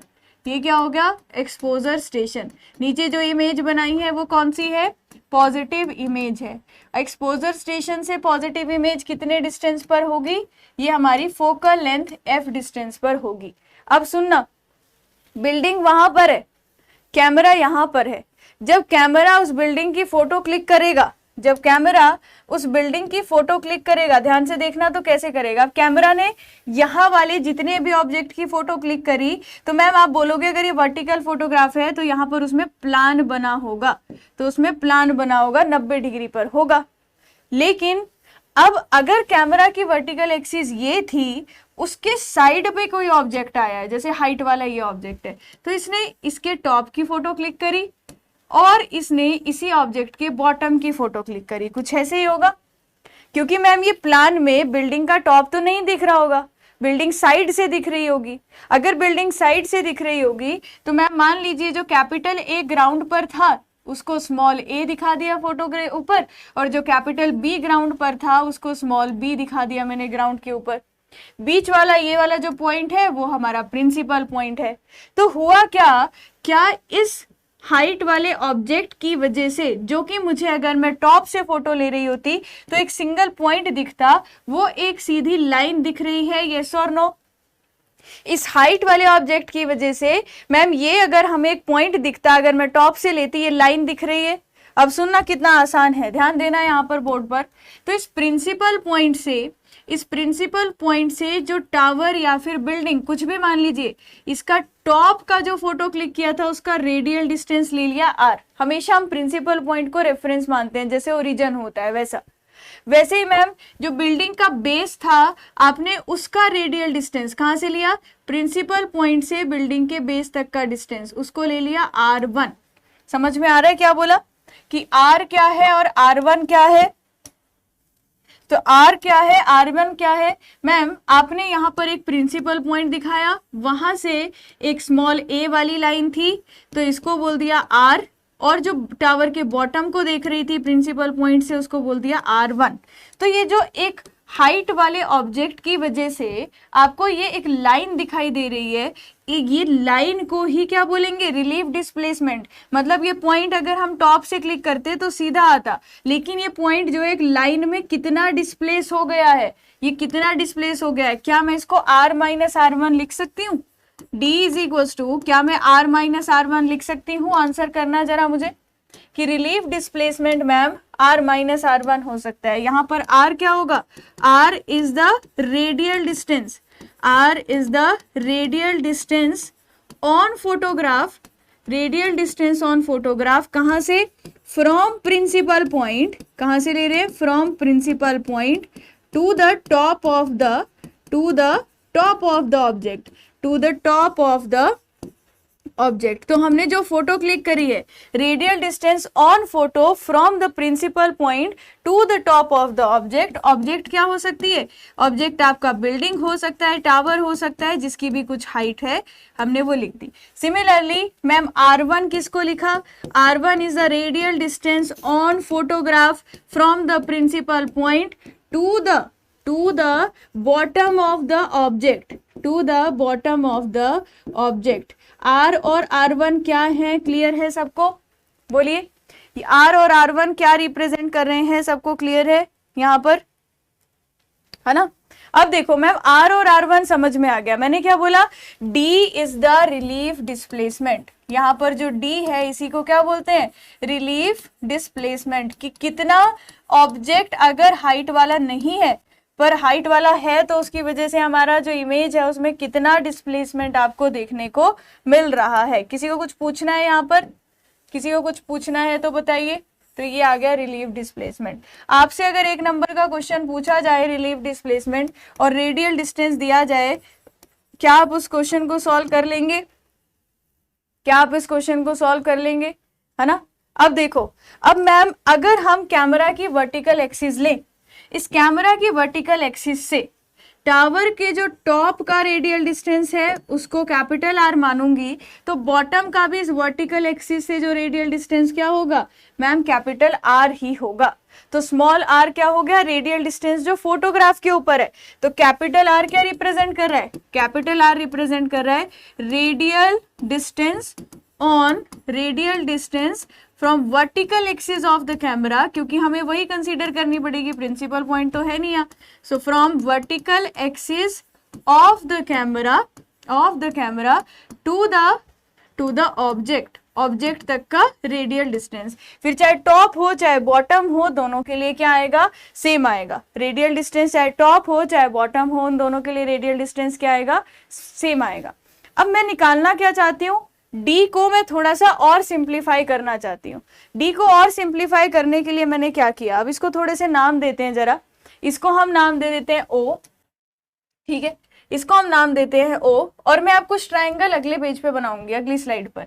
तो इस टॉपिक को करके फिर ब्रेक मिलेगी आपको, ठीक है? तो O हो गया, P हो गया, स्मॉल a हो गया, और O हो गया, इसको हम P डैश बोल देते हैं, और कैपिटल A हो गया। तो पहले मैंने क्या लिया? एक्सपोजर स्टेशन से जो आपने A वाली की फोटो क्लिक करी है, स्मॉल a वाला ट्रायंगल, उसके बाद O, P डैश और कैपिटल A। क्लियर है? तो मैंने ट्रायंगल कौन सा लिया? O, P, A and triangle O, P dash capital A। इन दोनों में अगर मुझे सिमिलर ट्रायंगल लगाना है तो मैम इस छोटे वाले ट्रायंगल को, जिसको मैं अभी हाईलाइट करूंगी, ये जो छोटे वाला ट्रायंगल है यहां से ऐसे बन रहा है, इसकी हाइट कितनी है? इसकी हाइट कितनी है? अगर ट्रायंगल की हाइट देखें तो फोकल लेंथ के बराबर है, फोकल लेंथ के बराबर है, ठीक है? अच्छा मैम, आपने एक और चीज यहाँ डिनोट करनी मैं भूल गई, वो क्या है कि अगर ये एक्सपोजर स्टेशन था तो एक्सपोजर स्टेशन से मीन सी लेवल की हाइट कितनी है? कैपिटल H, जिसको फ्लाइंग हाइट बोलते हैं। तो मैम इस OPA की हाइट कितनी है? स्मॉल f है। तो इसकी हाइट कितनी है? अगर मुझे यहाँ स्केल का फॉर्मूला लिखना है तो मैं क्या लिख सकती हूँ? Small f divided by, ma'am अगर आपको डिस्टेंस, ये कहाँ पहुंच गए हम? अगर मुझे ये लिखना है, एक मिनट, हाँ, अगर मुझे दूसरा बड़ा ट्रायंगल OP डैश और A, इसकी हाइट लिखनी है, वो किसके बराबर होगी? OP डैश A की हाइट देखनी है, वो किसके बराबर होगी? तो इस पूरी फ्लाइंग हाइट में से टावर की हाइट को माइनस कर दो या बिल्डिंग की हाइट को माइनस कर दो, तो capital H minus small h लिख सकती हूँ क्या? Capital H minus small h लिख सकती हूँ क्या? और यहां पर ही मेंशन कर दे रही हूँ कि स्मॉल h क्या है हमारा? Small h is the height of object, small h is the height of object, ठीक है? ऑब्जेक्ट की हाइट है। वेरी गुड, सबको क्लियर हो गया? अच्छा, इसी केस में अगर मैं बोलूं फोटोग्राफ पे जो डिस्टेंस है वो रेडियल डिस्टेंस कितना है मैम? स्मॉल r है, और ग्राउंड पे रेडियल डिस्टेंस कितना है? कैपिटल R है। तो इसी को मैं किसके बराबर लिख सकती हूँ? तो यहां से लिख सकती हूँ S upon H minus H is equal to small r upon capital R। कोई डाउट यहाँ पर? Small r upon capital R, कोई डाउट यहाँ पर तो बोलो। तो यहां मैं क्या कर सकती हूँ? यहां से मैंने स्मॉल r की वैल्यू निकाल ली, स्मॉल आर की वैल्यू निकाल ली, ये एफ है, तो F R upon capital H minus small H आया। आपको एक फॉर्मूला तक लेकर जाना है, बस इतना सब काम है, तो एक एक करके हम वो निकाल रहे हैं। क्या कोई डाउट किसी को इसमें? स्मॉल आर निकाल लिया, इसको नाम दे देते हैं इक्वेशन नंबर 1, इसको नाम दे दिया इक्वेशन नंबर 1। इसी के साथ दूसरा ट्राइंगल ले लेते हैं टावर के बेस वाला, इसी के साथ दूसरा ट्राइंगल ले लेते हैं टावर के बेस वाला। देखो जरा कौन सा ट्राइंगल है, तो मैम ओ पी बी, अब कौन सा लेना है? ओ पी बी, ये वाला ट्राइंगल, और बड़े में भी ओ, इसको पी डबल डैश बोल दिया, और बी। तो जब फोटो क्लिक करेंगे टावर के बेस की तो O P B and O P double dash B. तो इसमें भी हम क्या लिख सकते हैं? स्केल लिख सकते हैं। तो स्केल किसके बराबर होगा? मैम छोटे ट्राइंगल की हाइट तो फोकल लेंथ के बराबर ही है। बड़े वाले ट्राइंगल की हाइट कितनी लेनी है ये बता दो मुझे। बड़े वाले ट्राइंगल की हाइट कितनी आएगी? छोटे की तो हाइट मैम स्मॉल एफ है, तो इस पूरे ट्राइंगल की हाइट तो फ्लाइंग हाइट है, क्योंकि हमने क्या माना है?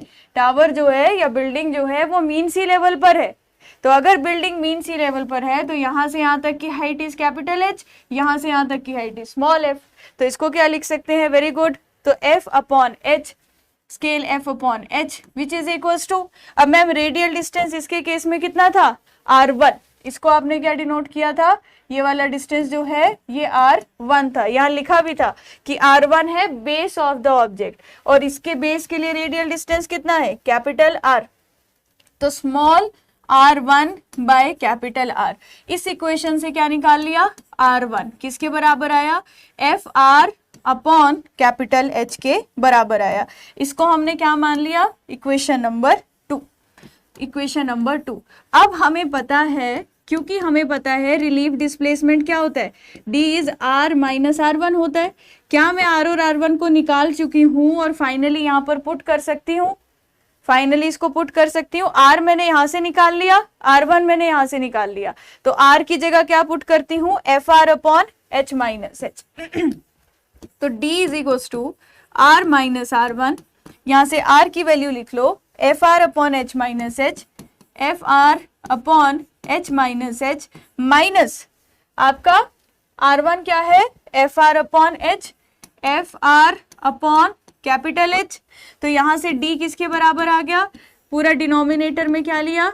H माइनस स्मॉल h और कैपिटल H, इसको कॉमन ले लिया, ये बन गया एफ आर एच माइनस ये बन गया F R H minus H. आप एलसीएम लेंगे तो आपके पास यही वैल्यू आएगी। आप अब इसको साथ साथ मैथमेटिकली सॉल्व करना है वही कर सकते हैं, और सीधा मेरे पास यहाँ पर आंसर आ जाएगा डी को निकालने का।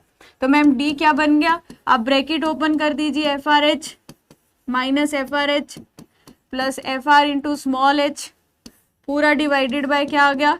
H minus small H into capital H. ये दोनों सेम है, ये दोनों कैंसिल हो जाएंगे। तो मैम डी किसके बराबर आ गया? F R H upon capital H minus small H और बाहर एक और कैपिटल एच। और मैम ये जो लास्ट वाली इक्वेशन आई इसको और सिंप्लीफाई करके बताओ जैसा पेपर में पूछा जाता है। जैसा पेपर में पूछा जाता है तो अगर मैं बोलूं F R upon H minus H, F R upon H minus H ही था ना, ये देखो F R upon H minus H को क्या मैं स्मॉल आर लिख सकती हूँ? फ्रॉम इक्वेशन वन लिख सकते हैं। तो डी को क्या लिखोगे आप यहाँ से? Are H upon capital H, और ये वो फॉर्मूला है जो पेपर में सबसे ज्यादा यूज होने वाला है। तो रिलीफ डिस्प्लेसमेंट का फाइनल फॉर्मूला जो मैंने पूरा सॉल्व करके निकाला वो किसके बराबर आ गया? D is equal to R H upon capital H. कैसे आया है? कौन कौन सी टर्म्स है एक बार मैं फाइनली यहाँ पर लिख देती हूँ। तो स्मॉल d क्या डिनोट कर रहा है? रिलीफ डिस्प्लेसमेंट, ये है रिलीफ डिस्प्लेसमेंट, ठीक है। स्मॉल r आपको पता है radial distance to the top of the object. Small r क्या है? रेडियल डिस्टेंस, आपको ध्यान रखना है लेकिन कहाँ का है? Radial distance on photo of top of the object, top का, ठीक है, क्योंकि R1 किसको लिया था? बॉटम को लिया था। स्मॉल h क्या है? Small h is the height of object. Capital H क्या होता है? कैपिटल H होता है फ्लाइंग हाइट, कैपिटल H होता है फ्लाइंग हाइट, तो इसको स्टार मार्क कर लीजिए। एग्जाम में ये आपका फॉर्मूला जो है इंपॉर्टेंट है, यहाँ से चीजें पूछी जाती है। लेकिन दिस फॉर्मूला नोट करके लिख सकते हैं। ये फॉर्मूला हम कब अप्लाई करेंगे?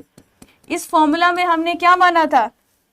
इन दिस फॉर्मूला वी एज्यूम्ड हमने ये माना था that building is on mean sea level. Building कहाँ पर है? Building is at mean sea level. लेकिन बिल्डिंग अगर मीन सी लेवल पे नहीं होती, टावर अगर मीन सी लेवल पे नहीं होता, तो मैम उसका तो बिल्डिंग का बेस जो है वो मीन सी लेवल से किसी हाइट पर होता। तो उस केस में मुझे फाइनल फॉर्मूला क्या करना है? इसी फॉर्मूला में बस ये लास्ट रिजल्ट है। D is equals to ma'am R H तो सेम रहेगा, H upon H minus H A लिख दीजिए। एच ए से हमें क्या ध्यान रहेगा कि अगर बिल्डिंग का एलिवेशन भी मुझे दिया हुआ है, स्मॉल h क्या आ गया? Small h a is the elevation या height of object, from mean sea level. अगर वो मीन सी लेवल पे नहीं होता तो इस फॉर्मूला में सिर्फ मैं डिनोमिनेटर में क्या करूंगी? h में h को माइनस करूंगी। तो कंफ्यूज मत होना, याद रखना न्यूमिनेटर में जो h लिखा है वो ऑब्जेक्ट की हाइट है, और जो नीचे आपने लिखा है वो आपका ऑब्जेक्ट मीन सी लेवल से कितनी एलिवेशन पर है या कितनी हाइट पर है वो दिया हुआ है। एक बार इस पूरे फॉर्मूला में देखिए, अगर आपको रिलीफ डिस्प्लेसमेंट में कुछ समझ ना आया हो तो आपको पेपर में क्या आता है? रिलीफ डिस्प्लेसमेंट का फॉर्मूला पता होना चाहिए। स्मॉल आर क्या है, कैपिटल आर क्या है, क्या डिनोट कर रहे हैं, ये आपको ध्यान होना चाहिए। ठीक है, तो रिलीफ डिस्प्लेसमेंट वो डिस्प्लेसमेंट है किस वजह से आई कि मैम अगर हम किसी हाइट वाले ऑब्जेक्ट की फोटो क्लिक करें कहीं साइड से, टॉप से क्लिक करते तो पॉइंट आता, लेकिन साइड से क्या हुआ कि उसकी हाइट की वजह से उसकी एक लाइन बन गई। वो जो लाइन है वो प्रिंसिपल पॉइंट से कुछ मतलब वैसे तो पॉइंट आना चाहिए था, पर लाइन बन गई तो मतलब क्या हुआ? कुछ डिस्प्लेस हो गया, वो डिस्प्लेसमेंट की वजह से लाइन आ गई। तो उस लाइन की जो लेंथ है उसी को रिलीफ डिस्प्लेसमेंट बोलते हैं। कई बार आपको रेडियल डिस्टेंस टॉप का भी दिया होता है, रेडियल डिस्टेंस बॉटम का भी दिया होता है, दोनों को सीधा माइनस करेंगे, r माइनस r1, और आपको क्या मिल जाएगा? रिलीफ डिस्प्लेसमेंट का आंसर मिल जाएगा। किसी को कोई डाउट इसमें? रिलीफ डिस्प्लेसमेंट में तो पूछो, सारी चीजें लिख दी मैंने, फिर भी कोई डाउट है? क्लियर हो गया? हाँ, तो आज की क्लास में हमने अभी फर्स्ट क्लास में हम सिर्फ रिलीफ डिस्प्लेसमेंट को ही पढ़ेंगे। इससे अगली वाली क्लास में सीखेंगे हम लोग और ज़्यादा टर्म्स के बारे में जो फोटोग्रामेट्री में यूज़ होती हैं, जैसे पैरालेक्स क्या होता है, टोटल नंबर ऑफ फोटोग्राफ्स कैसे हम किसी जगह पर क्लिक कर सकते हैं, मतलब हमें कैसे पता चलेगा कि इस एरिया को कवर करने के लिए हमें कितनी फ़ोटोज़ की रिक्वायरमेंट है, तो वो हम समझेंगे अब अगली क्लास में। ठीक है, तब तक थोड़ा सा इन टर्म्स को देखो, क्योंकि ये जो अभी पढ़ी है इन्हीं को ही हमने फिर से यूज़ करना है। जो टर्म्स हमने अभी देखी यहाँ पर सारी, इनको फिर से यूज़ करना है। तो अभी हम लेते हैं ब्रेक और फिर मिलते हैं हम लोग अपने ब्रेक के बाद। ठीक है, अच्छा ये आगे के क्वेश्चंस हैं, चलो कोई नहीं, चलो तो अभी की क्लास को मैं यहीं पर एंड करती हूँ, है ना? हिला डाला आज तो, अरे नहीं आज समझ में आ गया होगा। फोटोग्रामेट्री इंटरेस्टिंग है क्योंकि इसमें थ्योरी के साथ मैथ्स भी चल रहा है, तो थ्योरी के साथ अगर मैथ्स होता रहता है तो आप लोगों का दिमाग खुला रहता है। मैंने ये ऑब्जर्व किया, अगर थ्योरी ज़्यादा हो जाए तो आप लोग भी परेशान हो जाते हो, है ना? चलो, अब ज़्यादा होती है किसी चैप्टर में थ्योरी तो ज़्यादा भी पढ़नी पड़ सकती है, कोई बात नहीं। अब नेक्स्ट क्लास में मिलते हैं, अभी की क्लास को एंड करती हूँ मैं यहीं पर। ठीक है, चलिए, okay, thank you everyone, bye bye.